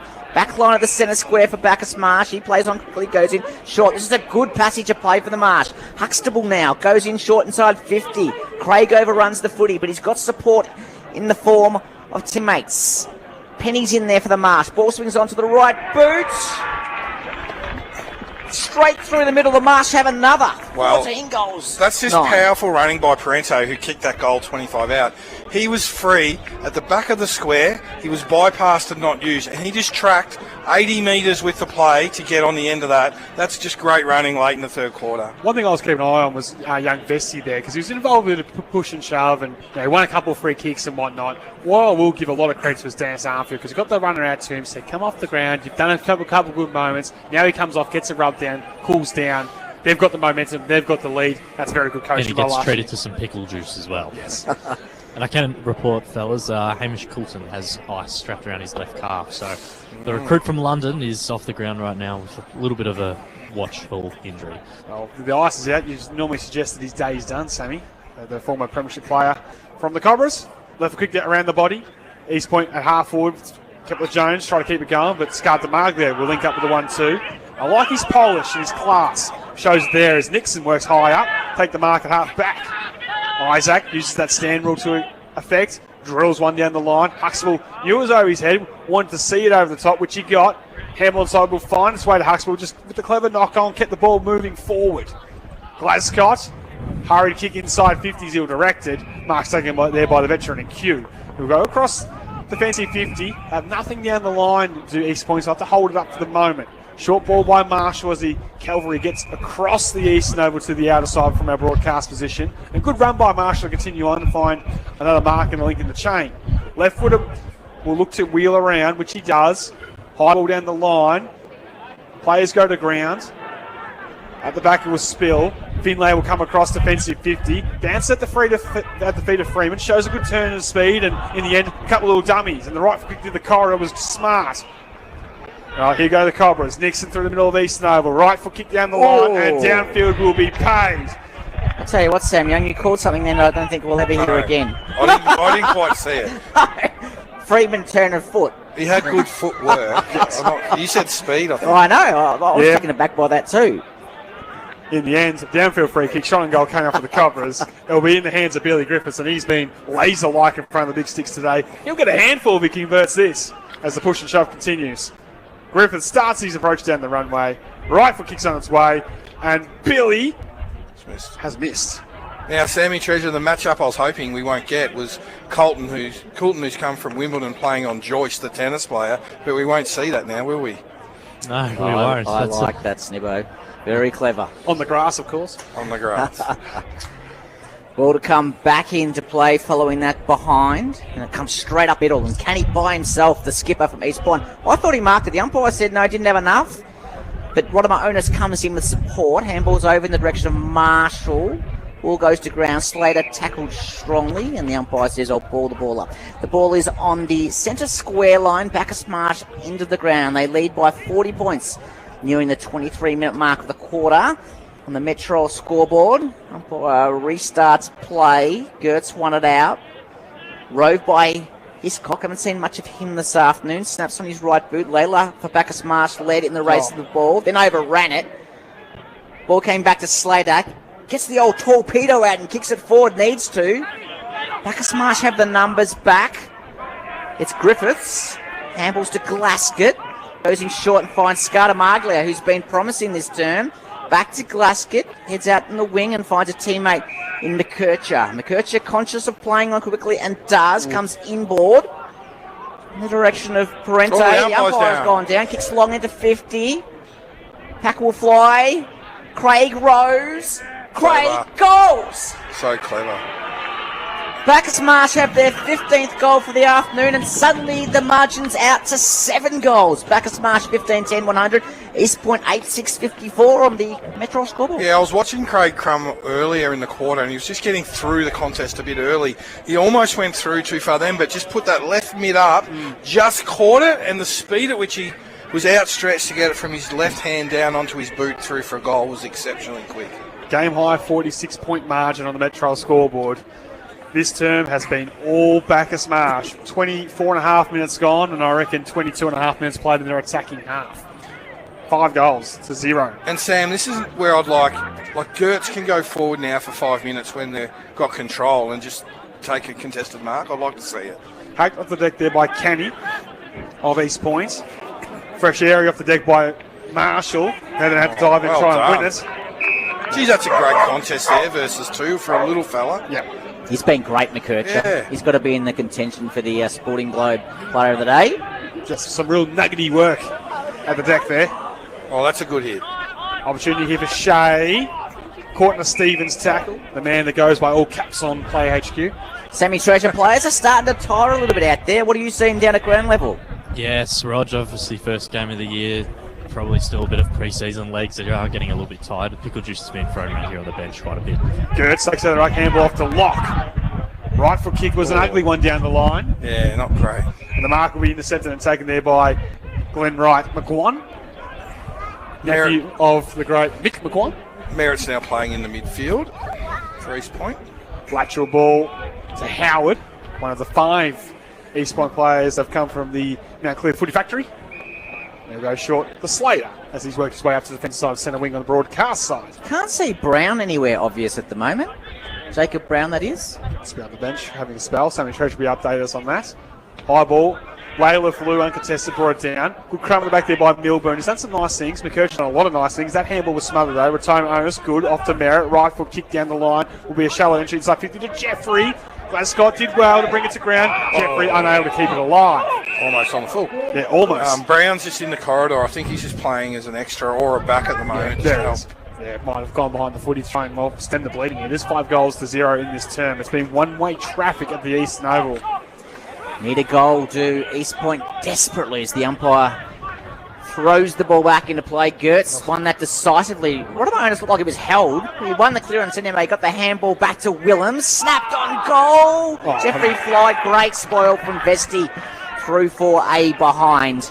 East Point 8-7-55. Bacchus Marsh 15-10-100 on the Metro scoreboard. And Vedita Jimsy, the play on call comes very quickly as Vesti kicks out from fullback. Off to Huxtable. Right foot kick down the line's got to be pinpoint. Lawler did well. Almost took the mark. Marshall, to his credit, was able to get a great hand spoil by Marshall. Yeah. He was out-muscled and on a much taller opponent and just committed to get that spoil. Well done. Definitely had the size advantage there. Will Lawler, of course, brother of Sam. Number 1 draft pick a couple of years ago in the AFL. Again, Gertz will get the points with the knockdown. Stevens did well at ground level. Off to Molan. Right foot kick towards the top of the square. Vesti getting back. He's been good this quarter, Vesti. Yeah, really growing into the number 25 jumper. Short ball out of the fence will find its way with the 1-2 back to Vesti. Gets over the top to Canning. He just looked blindly down the line with the kick, and in the end only found Joe Dodd. Like he just checked back in the game off the bench and said, "Thank you very much, I'll have that." As he'll drive it inside forward 50. Opportunity made for Joyce. A big runner jump to the back. Vesti, got to go up with Joyce if he's going up. Just sat back and let him have a free run at it. And he dropped the mark in the end. It was pretty much, as you sort of alluding to, was uncontested because Vesti had position and he went, "Oh, I don't really want this." In the end, led off inside 50. Gertz wins it down to Huxtable. He's had so much of in this term. Spiral punt out of the clearance. Might be one of those lassos. It's gone out of bounds. Is that his second talk for the day? Yes. On talk watch, he's had a couple. Slater brings the ball back to Lucas in the centre of the ground. Kick misses its target, but Howard's got time. Finds Brown in the middle. He was going to go, decided against it. Goes across in the end and finds Marshall, who goes in short to find Jeffrey. Jeffrey right on 50 for East Point. Desperate need of a goal, so he plays on quickly. He'll kick from outside 50. Distance won't be a problem. Accuracy will be as the siren ends the third quarter, and there's going to be a scuffle here. A little bit of to-do. Don't think it's going to be what everyone's Easter plans may be. No. So the scoreboard will read East Point 8-8-56, Bacchus Marsh 15-10-100. That's on the Metro scoreboard. They're a bit unhappy with Fraser Kelly there. I didn't see what happened, but they were... Well, Finlay was down, so I can only imagine that he's got knocked over and didn't like the treatment. But we'll go through the goal kickers quickly for the listeners at home with leading the way. Up forward for Bacchus Marsh's Billy Griffiths with 4, 3 to Josh Huxtable, a couple to Jack Parente, and singles across the board for Penny, Craig, Nixon, Owen, Gates, and Canning. Whilst for East Point, it's a couple of Joyce, a couple of Jeffrey, a couple to Brown, one to Kelly, and one to Molan to clear out the goal kickers in the 3 quarters of footy thus far in season 2026. We're going to take a break here. Thanks to our number 1 ticket holder, D2E Jim, from Dallacombe to Wendouree. You're never too far from D2E. This is 3BA's Footy's Home Ground. Start your day. Wake up with 3BA's PT. What do you think our most iconic seasoning is? Oh, I've got this. The stuff on top of barbecue shapes. No, it's chicken salt, Brett. Chicken salt. It's iconic. That beloved yellow dust that's been coating chips and our fingers for almost 50 years is actually a blend of surprising ingredients. Oh, here we go. And there's no chicken in it whatsoever. In Australia, they have chicken salt, which is a blend of garlic powder, onion powder, salt, and MSG. So pretty much it's straight crack. I have it on potato cakes, finger licking good, dim sims. When I go overseas, I take a little bit with me. Yeah, really? Paul Taylor to Customs. It's the Big Show with PT. Thanks to Metro. Better service, better advice, better building solutions. Weekday mornings from 6 on Ballarat's 3BA. Hello, Neil Horsey from National Tiles. Right now, our super value range is delivering unbeatable savings on Australia's favourite tiles. Premium tiles from just $25.50 per square metre. Yes, $25.50 per square metre. So if you're renovating or building, you'll find the latest trend looks and timeless classics all at super value prices. Only at National Tiles Ballarat, 893 Latrobe Street. So rush into National Tiles now and save. Tomorrow, Tats Lotto is an estimated $6 million. Don't wait, grab an entry now. Wouldn't it be nice?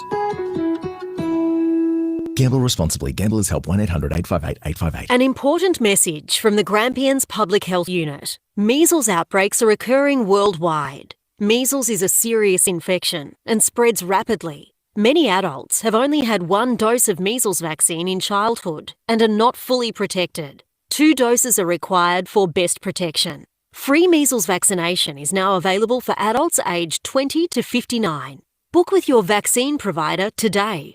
Learn more. Search GPHU Measles. Road Safe Central Highlands brings you this road safety message. Don't take the chance of being over the legal blood alcohol concentration level whilst driving. Have a designated driver or use public transport. Road safety is everyone's responsibility. A message from Road Safe Central Highlands. G'day, Coxie here. If you've been dreaming of hitting the road, the Ballarat Outdoor Living and Caravan Expo, presented by Avan and Golf, is where it all begins. The Ballarat Showgrounds will be chock-a-block with caravans, campers and motorhomes. Talk to the experts to find the setup that suits your lifestyle and budget. Plus live demos, food trucks and free kids activities. Tickets from $13, April 10 to 12. Don't miss it. Head to outdoorlivingcaravanexpo.com.au for more info. If you need your caravan or trailer serviced or repaired, then you need Ballarat Caravan and Trailer Repairs. They'll look after your pride and joy every single time. You just pull up out the front and they'll back it in for you. And if you need insurance claims and repairs, diesel heaters, 12-volt solar panels, bike racks, awnings or spare parts, they can help you with all of that as well. Find Ballarat Caravan and Trailer Repairs at 15 Olliers Road, Mount Rowan, or on Facebook for more details. I find it infuriating when hot cross buns are advertised in January. And I imagine the hot cross buns would be cross too. There's a time and a place for hot cross buns. And that time is Easter. And place is 1816 Bakehouse. And that makes everyone happy. Long fermented sourdough, real fruit, balanced spice, baked fresh every morning in Ballarat. Selling out most days, so pre-orders are welcome. 1816 Bakehouse, Armstrong Street North. Serving happy, not cross, hot cross buns. iHeart Podcasts, Pick of the Week. From the creators of groundbreaking podcast The Lady Vanishes comes another true crime series, The Truth About Amy, brought to you by the 7 Network. A decade after Amy Wensley's tragic death was hastily labelled as suicide, the case has been reopened for the 4th time, now classified as a homicide. Listen to The Truth About Amy now on the free iHeart app or wherever you get your podcasts. Driving Miss Daisy Ballarat has a new wheelchair-accessible vehicle, opening greater independence for the Ballarat community. Appointments, shopping, family outings, Driving Miss Daisy helps door-to-door, taking care of bags, walkers and wheelchairs. Travelling your way with freedom, independence and inclusivity. And wheelchair accessible, so you can get around the community you love. Ballarat's 3BA, covering the McDonald's Ballarat Football Netball League, live. So Jake Owen ends up, he was indicating to the umpire he was going to go back and have a set shot from outside fifth, and the umpire said, yep, okay, you've got 30 seconds, and he hits up Canning in short. So the boy from Corowa goes onto his right boot. Kick looks decent over off the boot. Has it got enough? The players think so, and so does the goal umpire. Huxtable now goes in short inside 50. Craig overruns the footy, but he's got support. Penny's in there for the Marsh. Ball swings onto the right boot. Straight through the middle of Marsh have another. Welcome back to 3BA Footy's Home Ground. Thanks to D2E Jim from Delacombe to Wendouree. You're never too far from a D2E as we go to our man Shane Simpson. Thanks to One Life Insurance for who he thinks is in the running for today's Sporting Globe Player of the Day. Well, that quarter, there was a significant discrepancy in inside 50s. Bacchus Marsh dominated. Scoreboard then reflected that 5-4 to 3 points. So I like Nixon in that quarter. He stepped up. Huxtable was still at his best. He had 5 touches in the first 3 minutes and was in everything. Griffith just continues to present and give opportunities forward. Parente came into it a bit more, and I did like Canning out on the wing that quarter. Bit of class on the outside. He's got a bit of talent, the boy from the Ovens and Murray League. We will get to our man Sam Treasure shortly for an update. He was listening to Dennis Armfield's 3-quarter time address. But to kick off the final term as the players are in position here at the Eastern Oval, here's Roger Legrand. Thank you very much, Sam Young.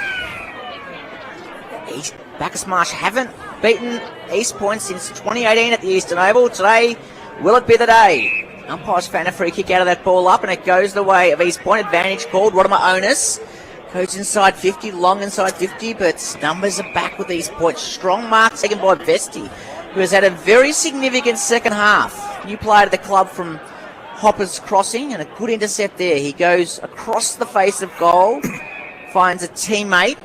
Ball comes out to Glaskett for Bacchus Marsh. He marks in front of Kepler Jones. Plays on. Back to Layla, who comes inboard in the middle. Gertz is good enough to take a contested mark. He plays on, goes in short. Out to a teammate in Gates, who's been good this afternoon. On to Huxtable. Quick ball movement from the Marsh here. Huxtable inclined to slow it down a little bit while he awaits a target. He kicks long into 50. And McKercher, in the end, marks unopposed. Jeez, I mean, he was just the only one that really went towards the footy then. I don't know. I think the distance might test him here. He's only small in stature and he's kicking about 48 on the boundary, so this will test him. It'll be a tough kick, you're right, Shane. But I can tell you what will be big with the celebration when he dobs it from here. So Ethan McKercher will start his approach down the runway, just inside the paint, tucked up against the boundary line. The opening one of the final term. Rifle kicks on its way. Just not a bad effort off the boot.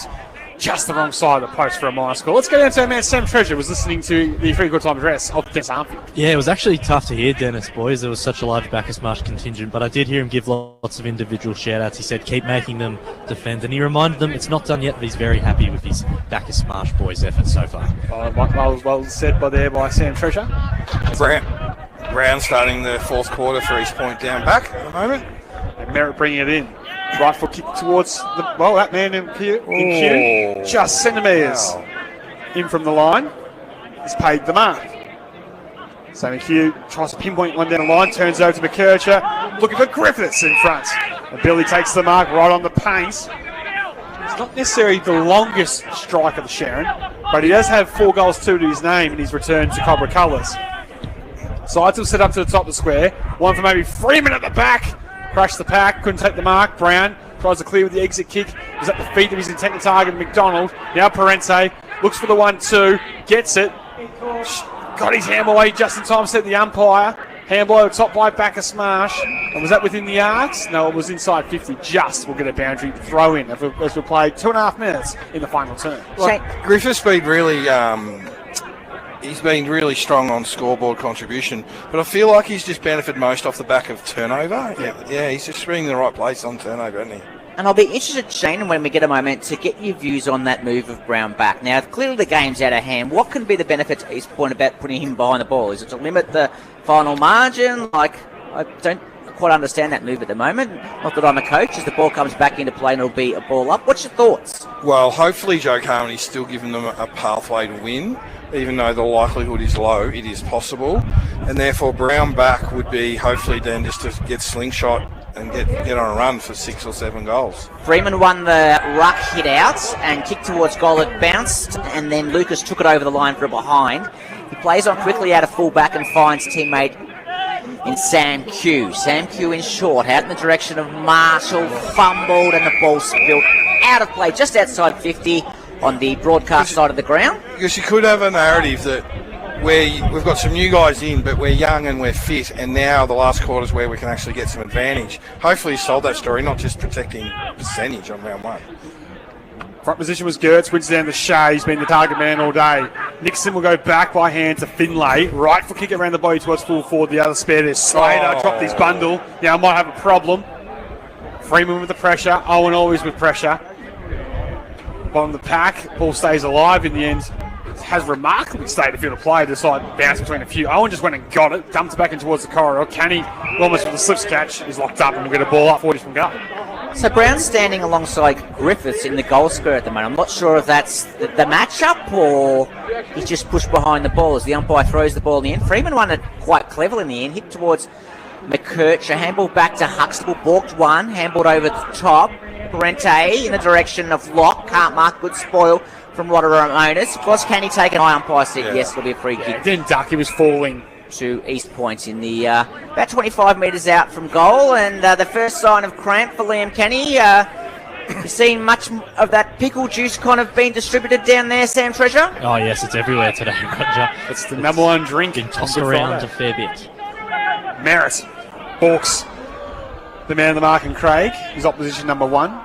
Big fly at the top was by Glenrock McQuan. Couldn't take the mark. Howard retreats the hand and in the end coughs it up. Gates off the Griffiths. Short ball inside 50 finds Nixon, who is cramped instantly as he's marked that one. Again, Griffith involved off turnover. Again, handball receive off a turnover. And that's the thing, like he, as a good, smart, small forward does. He sits a bit forward of the ball. He just cheats. Yeah. He cheats that distance on his man. And Huxtable's looking for a kick, you reckon? Yeah, absolutely. I would look at him. Too. Look at him. I'd be sniffing. Oh, yes. Bit of now it's the other... No, Benny Locke said no. He's going to the interchange. Read the cues, man. He just had stiff leg from cramp. But Isaac Nixon will come in. Right foot kick will make, if it's through the goals, make him feel better. You couldn't feel any worse as he's out in the full, and watch the cramp instantly get him now. No, he's walks up well played, Isaac. So true. So it'll be Jackson Merritt, who's had a quieter afternoon by his high standards. He plays on and dangerously goes short and finds Marshall. Marshall comes across goal and finds Brown, who's under pressure from Griffiths, but doesn't panic. He's up to the task. So slow play from East Point. Brown now eventually kicks. It's a mongrel punt. Pack will fly. Gertz in front, can't mark. Down to Parente, who's been excellent this afternoon. Handball back to Lockyer. Nixon dropped what he should have taken. Handball over to Owen. Owen on his right boot, snaps a goal. It won't quite make the distance. In fact, it goes out of bounds on the full. Free kick going the way of East Point and Liam Howard. Yeah, fat side of the footy and just was never got no curve and just floated out in the full. So Howard bring it back in. We played now almost 7 minutes in this final term at the Eastern Oval. Howard with the long high kick. Traditional defensive kick, but in the end too easy for Will Lawler, who just unopposed full in the air, took an intercept mark. Looks so good when he has a run and jump at it. And cut the locks in the season if you don't mind too. High ball towards the top of the square. Freeman won't get access to it. Lucas called into it nicely, takes the intercept grab. Goes across goal, which is always dangerous. And in the end, it's sent off hands and out of bounds. And if he had his time again, he'd like to have a lot better execution than that. Well, if East Point want to get Bacchus Marsh nervous, they've got to start pulling the trigger up the corridor and get some overlap. They're just playing really slow at the moment in back 50. Really slow and safe footy. We're seeing multiple little chips across defensive goal and no ambition. Freeman out of the right foot snap across the face. East Point with a spare being Howard, touches it out of bounds. And we'll get a ball in deep inside 50 still for the Cobras. This is why, because they're chasing the game, and if they want to play +1, that's fine. But put your best runner and overlap runner that can get out and get up and get in, not just an intercept marker that's not going to generate much from their past turf or turnover. They haven't kicked a goal since the second quarter, East Point. And now we're 8 minutes into the final term. As the ball comes back into play, it'll be another ball up. So no goal, Shane Stimpson, since the second quarter. Yeah. Yes. Only 3 points on the Metro scoreboard since half-time for the home side. 46 points the margin in favour of Bacchus Marsh. Stevens, one out. Went to Dodd. Was he met high? Umpire said no. Q. Dropped it. Holding the ball. Parente happy to let him know that too. And the free kick will come back to Josh Huxtable. Yeah, I remember at half-time just thinking about, or even quarter-time, which team could sustain their method and would just be able to play for 4 quarters. Certainly East it's fallen away a little bit in terms of how they'd like to play, and Bacchus Marsh just haven't relented at all. So Bacchus Marsh kicking for their 6th goal of the second half. Josh Huxtable on his way. Starts from outside 50. Kick is high, it's wide, and hits the post. She hit it nicely. That's a 50-metre strong goal, and it's hit it more than 3/4 ways up the post. 15-13-103 the Marsh. 6.8856 on the Metro scoreboard. So Merritt to do the kicking in duties again. Is he ambitious? Is it slow? See, I'd like to see Brown's in the back pocket for an easy kick, which you'll probably get. I'd like to see him up in the middle to generate something. Merritt comes out broadcast side with the high ball. Stevens bumped out of it. Glenrock McGuan did okay from the side, just couldn't come away with it there from the ground level was Kelly. And the umpire takes a while, but says, give it to me, I'll throw it in the edge. The attacking side of centre wing for Bacchus Marsh. It is strange, Roger, because Brown's playing back, but he's playing on Griffith, who's a small, but he's not being ultra aggressive either. It's just an interesting move. He's playing like a genuine old-fashioned back pocket. Yeah. And I just don't think that's the best use of his abilities. As Kelly comes out to Willems, he's had some really good moments over to Marshall, who'll get back to that left side and have it smothered by Huxtable superbly. Yeah, and that's a good sign of different time and space between Central Highlands and Ballarat League, isn't it? He does come away with it again, though. Got it the ricochet and sends it inside 50.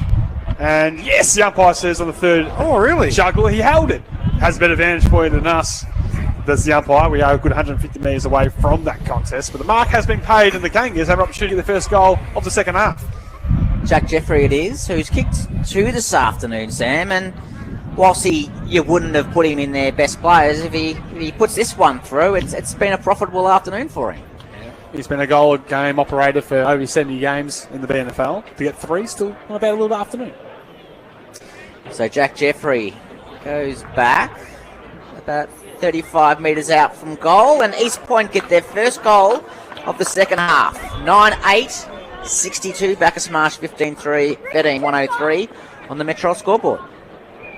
Yeah, and he's got a nice routine with his goal kicking, and it's pretty reliable. You can almost put your glasses down. He's always had all his shots they've had a bit of angle in them, and he's just looked really confident capable. And that's the key. We talked about this at half-time, about the progression of these guys to be able to find that next level in the game and to replace, I guess, the goals they're missing with their 2 leading goal kickers from last season. No longer there. So that matchup, Sam Young, remains. Brownlock setting himself up almost as a spare, playing 5 metres off Griffith. I don't understand it. I don't either, personally. One there by Gertz. Canny knocks it to his own advantage. He was held by Huxtable. Advantage should be taken by Dodd. He'll sweep the hand pass to Hiscock. Right foot kick inside 50. Too tall for Jeffrey. And in the end, Mark's intercepted and taken by Bacchus Marsh deep in the defence by Glasgow. He'll go short towards centre half back. He was looking for Nixon initially. In the end, set him a task. He was beaten to it. Right foot kick coming up there by Kepler Jones. And it's got enough on it. No touch. No touch. She must have just got a hand of that Glasgow. It didn't look like it off the boot. Bacchus Marsh onto the situation though, and they play on quickly from full back and will set up defensively in that back pocket with Parente. It's long. Centre wing. Big fly. Ball comes to ground. Jones is in it. The umpire's paid a free kick for a throw, and it's going to go the way of Bacchus Marsh. It looks like it's Gates there. Centre wing in front of the Bowls Club. Nixon's found himself in the centre of the ground. That's where the kick went. Williams trying to slow him down. He handballs onto Gertz, who's moving very nicely. Kicks in short and finds Owen. That's how well the Cobras are going. Handball received to the big ruckman to Gertz, and he still laced out the leading forward. Wow-wee. How did Nixon, Shane Stimson, find himself with so much space in the middle of the ground?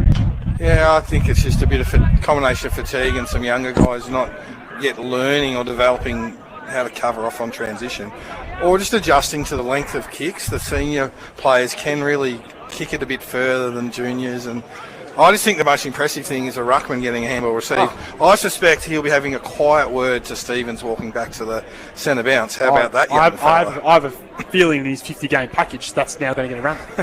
He'll be very happy with that. As Owen starts his approach for that response, right foot kicks on its way, and the crowd lights it off the boot. Jake has his second of the afternoon. And Bacchus Marsh have 16 on the Metro scoreboard now. 16-13, 109. A game high margin of 46 points leads East Point 99-63. He's such a bankable commodity as a key forward in the Ballarat League. Owen. Like every week, he's just so reliable. He does heaps of team stuff. He's good at the ground. He keeps his feet and just executes so well. He's such an asset to Bacchus Marsh. Absolutely. I mean, there's been that argument for years of his, got the ability to be the best centre-half forward, centre-half back in this competition. And as you said, it's such a great bankable commodity. Great way to say it. Thanks to our good friends at One Life Insurance from Shane Stimson. 14 minutes played in the last quarter. The Marsh 16-13, 109. East Point 99-63. Play back underway. Shea looked like he was held or tripped or pushed. And then the umpire decided, let's play pushed. And Shea will take the free kick. The veteran, the 308-game legend of Bacchus Marsh with the ball in hand. It's a shocking kick inside 50. Brown found the spoil, roved off the pack by Parente, who's been excellent this afternoon. Out to McKercher, back to Locke. Locke on the right boot in the direction of Freeman. Ball will beat him over the boundary line, right in front of the Bacchus Marsh bench here at the Eastern Oval. For D2E Gyms, from Delacombe to Wendouree, never too far from a D2E. Now, Freeman's shown a tendency to grab it out of the ruck and have a shot. Let's see what he does here from this boundary throw-in. Right in front of the Bacchus Marsh coach's box. Went with the big fist instead. Griffiths and Q fought for it in the air. Ball in dispute. Bacchus Marsh East Point by hand will get to retirement onus. He did elect to concede, which he could have, and now has a problem. Shea off to Owen. Ran out of real estate and has walked over the line. We'll get a boundary throw-in. And around grounds, thanks to Go Vita Ballarat, your local health store. The half-time score saw Carlton leading by 3 points, 6-4-40 to North Melbourne, 5-7-37. Their all-important third quarter to come, Sam Young. As there's a blood rule for Tyson Shea. He told me he was at the bottom of another pack and got another cut nose. That's in 308 games. So I reckon that might be 309 blood noses for Tyson. Roger, I am keen. There was a little in the phone box exchange there with handballs near the points and the boundary throw-in. We're going to see a forward do a sneaky handball into a defender's leg at some point to get him out on the I'm full. sure, no doubt we will. The smart ones already do that. So back inside 50 we go. Freeman took front position, won the tap down. Bounce favoured Gates, and his kick was smothered. It happens in basketball a bit, doesn't it, where they just throw it into someone and it bounces off them. Yeah, it's very clever. especially when you're the attacker with the ball in hand. You win a little cheeky shot on goal. Bit more risky as the defender. As we'll get another ball in. So Willems has found himself on Griffiths now. Freeman and Fraser. McCurchie coming through with speed. Sidestep superb. Handball retreats to Nixon. Left foot kick around the body. Will go the required 15 in the air and the distance. No, umpire said it didn't go the distance. Slater was forced to clear. Only found Vesti, who's parked himself just on the attacking side centre wing on the outer side from our broadcast position here at the Eastern Oval. Freeman has a bit of separation. The kick can get there. It doesn't. Penny forced to fly from the back and spoil. We know he has good hops. You remember that Mark of the Year contender last year against Sebastopol at the Marty Bush Reserve. That was a ripper. He got altitude sickness. He was that high. Umpire with the ball in hand, about 35 metres from the Bacchus Marsh goal. Freeman tried to work Fraser under. It wasn't successful. Brown goes in and wins it. Handball's over to Jones. His handball missed the target. Gertz shrugged off 1-2, gave it to McCurcher, who handballed it to open space. Locke got it. Over to Griffiths, over the top to Gates. Gates from the pockets. Thank you very much. He's been prominent this afternoon, has Cody Gates, and that is one of the goals of the day. It's Bacchus Marsh's 17th from the scoreboard. They're 17-13, 1-15, leading East Point 9-9-63. We played 18 minutes in the last quarter. You could just see that unfold. It was a bit like a game of hot potato. Handball release, handball release, handball release, handball release. Gates in time and space, tight angle, goal. Shane, we all tipped Bacchus Marsh in the box, but I'm interested in your thoughts. Is that a go at Sammy Treasure, who's not in the box, who didn't tip? No. I wasn't pointing that, but you're on one to tip Sammy, so bad luck. Shane, did you expect the margin? Because it has really blown out here in the second half. I'm not surprised. I said 4 goals plus, and that was sort of not wanting to be... I probably thought it was a bit more, but didn't want to say. Just that second half, the young fellas have got a bit tired, 7 goals to 1 in the second half, and they're not done yet. Huxtable got it off. There to Locke as they go inside 50. Scardamalia in this occasion is caught behind. Brown had a good set of hands, took the mark. He looks to be the daring one and had a man sliding inside defence 50 and Canny takes the marker, pretty much true centre half back, but nothing ahead of him that he likes. And he's forced to slow things down and be slow and deliberate with their approach towards the outer side. A good lead is on it. The mark's taken there by Glenn Wright McGuan. Got a little bit of a cramp as he pulled up in his debut game. Short ball over the top. Mark taken there by Willems, who I think will definitely feature in Joe Carmey's best this afternoon. Back to Glenn Wright McGuan. High ball down the line. It's fisted away by the defence of Bacchus Marsh. Ball in dispute. Right foot kick coming there from, I think it was McDonald with the flying shot at goal. It's near side though, minus score. East Point moved to 9 goals, 10-64 on the Metro scoreboard, trailing Bacchus Marsh 17-13, 1-15. And you can describe it in different ways. Bacchus Marsh being able to share the load more, or they're, had more players pop up and do the right thing, and they've just got a bit more coverage in terms of size, shape, and their method's held right through, hasn't it? So Layla finds Nixon, who hobbling with cramp in the middle of the ground. Oh, kick towards Locker that was met heavily. I don't know. It was fair, though. He's paid the 50. No, umpire's got that wrong. That was in the market. That was in the market. I tend to agree. I think it was overreach. Yeah. And it was chest on back. It wasn't a knee or, that's right. A swinging arm or anything. He paid it straight away, so he was obviously adamant. It's a short 50 as it happens. It's probably only 35, but I'm with you, Shane. Sometimes they do play a free kick for it just look too hard. Yeah. And that gets people very frustrated. Exactly. So Block will kick from goal directly in front. So, is that a short 50? Yeah, it's about 30 metres, I reckon. I wouldn't mind buying some real estate. You wouldn't? I wouldn't buy real estate. Not a chance. No way. So, in comes Ben Locke. He's had a good afternoon. That kick is offline, though, and through for a behind. 17-14, Bacchus Marsh. 116, East Point 9-10-64 on the Metro scoreboard. 20 minutes into the last quarter. East Point will come broadcast side through Slater doing the kicking in duties. Glenn Wright McGuan was the target. Glasgow flew and didn't touch it. Spills it back. 2 months too early. And in the end, Willems is seen over the line. We'll get a boundary throw and time on in the final quarter here. So, Roger, you'd almost want them potentially give up more goals at Bacchus, but trying to play a free, because the scoreboard's gone. That's why I don't understand pushing done that. Brown back. Yeah. Like, if Brown's going to be your forward throughout you're playing there good, bad, or otherwise, not when you're well down on the scoreboard. This guy is a star. 2 bounces from Huxtable through the middle. He'll send Bacchus Marsh towards full forward. Freeman caught behind again. Slate takes a nice mark. That's one thing I'll say about Joel Freeman. A lot of the time, played from behind as a forward today. Not giving the ball carrier much to aim at, as he's got a bit of a problem. We'll keep an eye on that as East Point have transitioned their way to Mullen on centre wing on the other side. What do you think, Shane, of Slater going back again like he has in previous seasons? That was a good intercept mark. He seems to be more at home, doesn't he? Look better back than forward. Brown, it's enough back. Had Slater as an option. Decided to spread it wide with the by foot to find Merritt. Merritt looks down the line. Piercing ball's going to have to be good. Kepler-Jones had a few good moments. Polish maybe not quite there yet. Long right foot kick towards the top of the square. Joyce the target. Made the contest. Brings it to ground.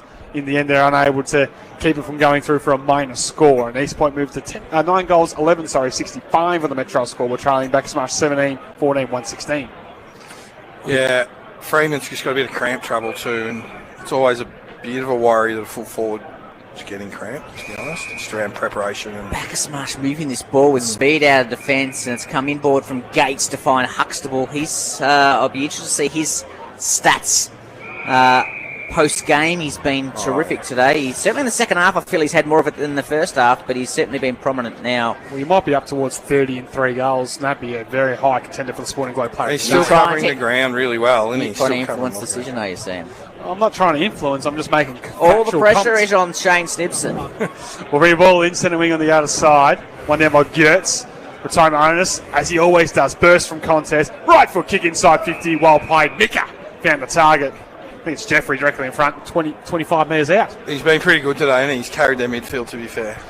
120 plus games of experience at this level. A couple of premierships, a couple of best on grounds and grand finals from retirement onus. And, the absence of the Johnson brothers on the inside, he certainly continued on his quality football performance every time the number 2 suits up for East Point. Jeffrey can make it 4 for him today. Right foot kicks on its way. Oh, that's a floater.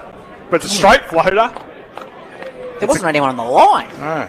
It's a goal. It's his 4th of the afternoon, as I mentioned. East Point's 10th on the Metro scoreboard. They now move to 10 goals, 11, 71.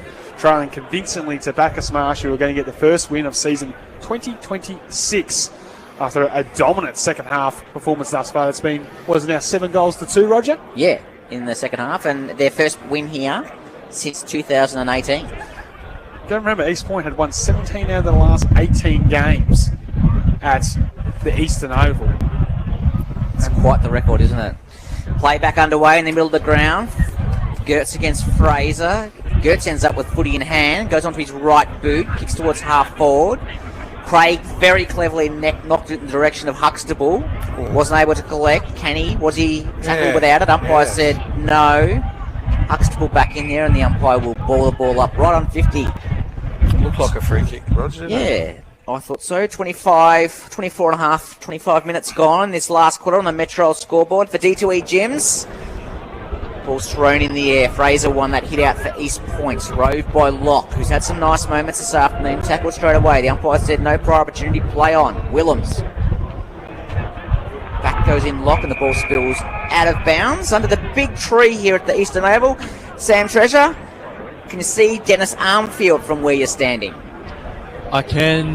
Roger's just having a chat with Ry Penny, actually. I'm sure it's all good things at this time of the game. And the only injury watch is Hamish Coulton, hasn't featured in the second half. He had some ice already. Correct, yes, ice on that left calf. Probably indicates a soft tissue injury of some significance as Huxtable goes inside 50. Jack sent by Owen, not paid. Yes, paid the mark. Jacob Brown can't believe it. Right in front of the Bacchus Marsh faithful. Oh, weren't they happy about it? They've had a wonderful afternoon coming down the highway this afternoon. They've seen their Cobras. They've been highly talked about as one of the most improved sides in the off-season. And, well, they're making a statement of a case. They are potentially one of the contenders in season 2026. And then around the grounds, thanks to Go Vita Ballarat, your local health store, Shane Snibson, you'll be very pleased to know as a Carlton supporter. I'm not a Carlton have kicked the first 2 goals of the third term. I'm not a Carlton supporter. Say that now. That's what you weren't saying that pre-season. Owen comes in right foot kick for number 3. Yes, puts it in, no problem. Umpire just tilted their head up and watched it sail over for goal number 18 on the Metro scoreboard. 18-14, 122. Bacchus Marsh lead East Point 10-11-71. How many's that he got now, Rog? That is Owen's third. 8 goals, or 9 goals. 8 goals to 2 for the second half. It's a big second half for the Cobras to get separation and a healthy margin on the score sheet. And almost 200 points kicked for the afternoon, 190. And you called that, Sam. We'll give you that one because you said it was going to be a high-scoring affair as the umpire comes back in to restart play in the middle. Fraser won it. Willems roved it for East Point. Umpire says that's going nowhere. There cannot be long at all left on the clock, although there has been a few goals in this last quarter, which might make for a longer quarter. Play back underway. Gertz won it. Down to McDonald on his left boot. Into attack for East Point. Vesti has been quite good. Turns it over with the handball back to Jack Jeffrey, who's got 5. Fantastic second half from Jack Jeffrey for East Point. 5 goals this afternoon. East Point have their 11th goal. Well, 5 goals in a losing side. Most on the ground. He's leading the Lockett. 3 in the last quarter, I suspect. For all at the Peel Street end of the ground. He's been very efficient too. Yeah, he probably would have only had 5 or 6 kicks, I would have thought. And he's kicked 5 goals. So a good performance from Jack Jeffrey for East Point, and a consolation goal for East Point. 11-11-77. Bacchus Marsh 18-14. 122. That's on the Metro scoreboard. 27.5 minutes in the last quarter. So we'll go again here at the Eastern Oval. Fraser against Gertz. We're off and running. Fraser elected not to go up as he slipped in that sort of muddy patch that we've got in the middle from the cricket wickets. Huxtable at the front of stoppage. He's done it all day. And the Polish kick, look at that. Ashton Craig marks on his chest. Another score assist coming up for Josh Huxtable. The Rolls Royce, isn't he? He's a Rolls Royce. He's got it all. He can go inside and gather the foot. He comes out the front of stoppage. He's got polish on the outside. And he's got goal scoring ability. But he sets up so much. And that kick, Ashton Craig, there's nothing Brownie could do. He just had to look over and go, I can't stop that. And Craig, for what would be his second, starts his approach down the runway, 45 metres down a 45-degree angle. The right foot kicks on its way, and he's got it as well. And a little bit of a celebration there, which maybe the younger ones might understand what it meant. Sammy Treasure, did you work out any of that? Sorry, Sam, I actually missed what you said. Yeah, I don't know. It was a little bit 6-7 action. I wasn't a big fan of it. Oh, righto, okay. Yeah. Ashton Craig's in the younger age bracket. Yeah, well, that's what I was getting at, Sam. You could leave us in touch with our listeners at home. I'll tell you what, Shane Snipson, in all seriousness, for One Life Insurance, you're going to have a very difficult job this afternoon picking the Sporting Globe Player of the Day, because obviously Huxtable's going to be a contender, but McKercher's had a fantastic first 3 quarters, a bit quieter in this last. It's not going to be, and Parente's been in everything all day.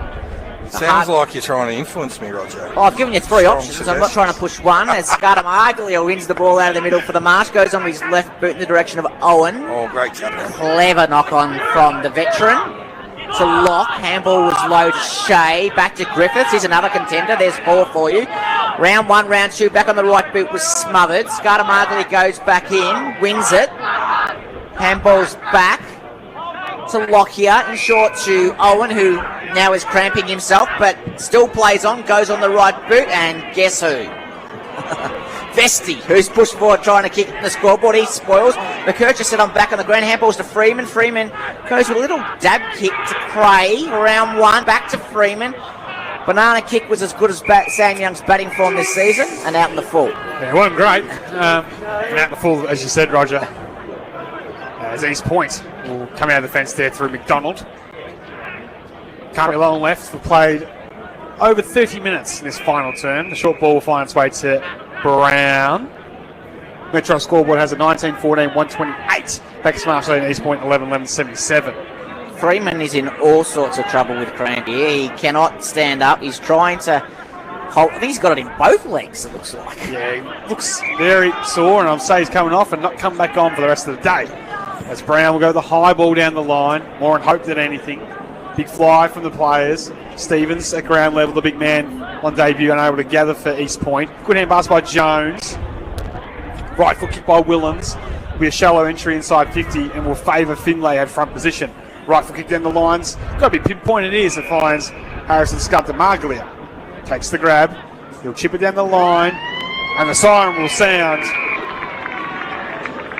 And a very convincing win as the result here at the Eastern Oval, has to be said.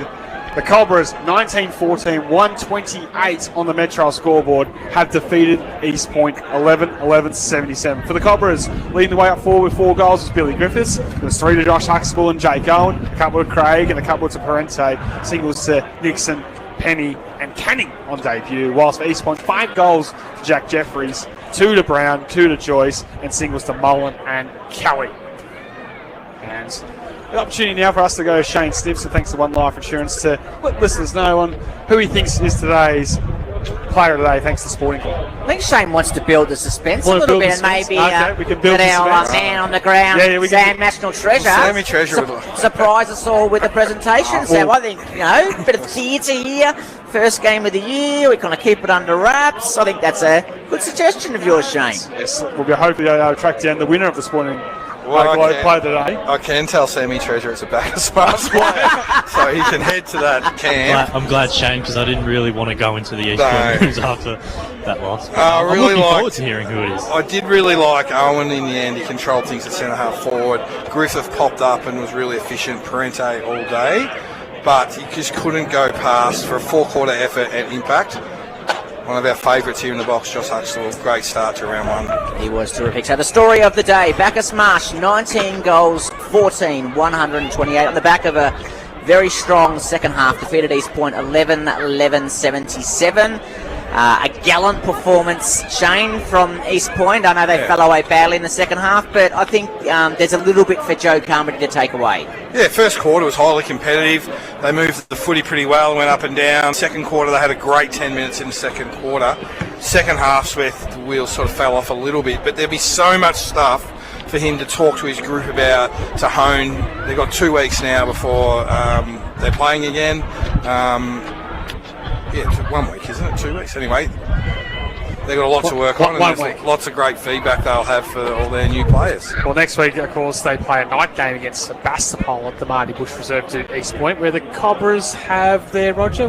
I've just escaped. Yeah, the Marsh are away to Melton, so a tough first-up fixture at McPherson Park. So they want to recover well from this, I'd imagine. Well, they went to a venue that hadn't won since 2018. I think since the redevelopment, they haven't won at McPherson Park in recent years. They did beat them in that great finish last year in the game at Manly Park, where they came from the clouds and stole it, but a mouth-watering matchup, that one. The Cobras and Mountain, 2 sides that from the Eastern Bloc, definitely everyone's keeping an eye on towards the top of the table finishes in season 2026. So we'll quickly go around the grounds again, thanks to Go Vita Ballarat, your local health store, and Carlton are out in front by 15 points, so North have got 1 back.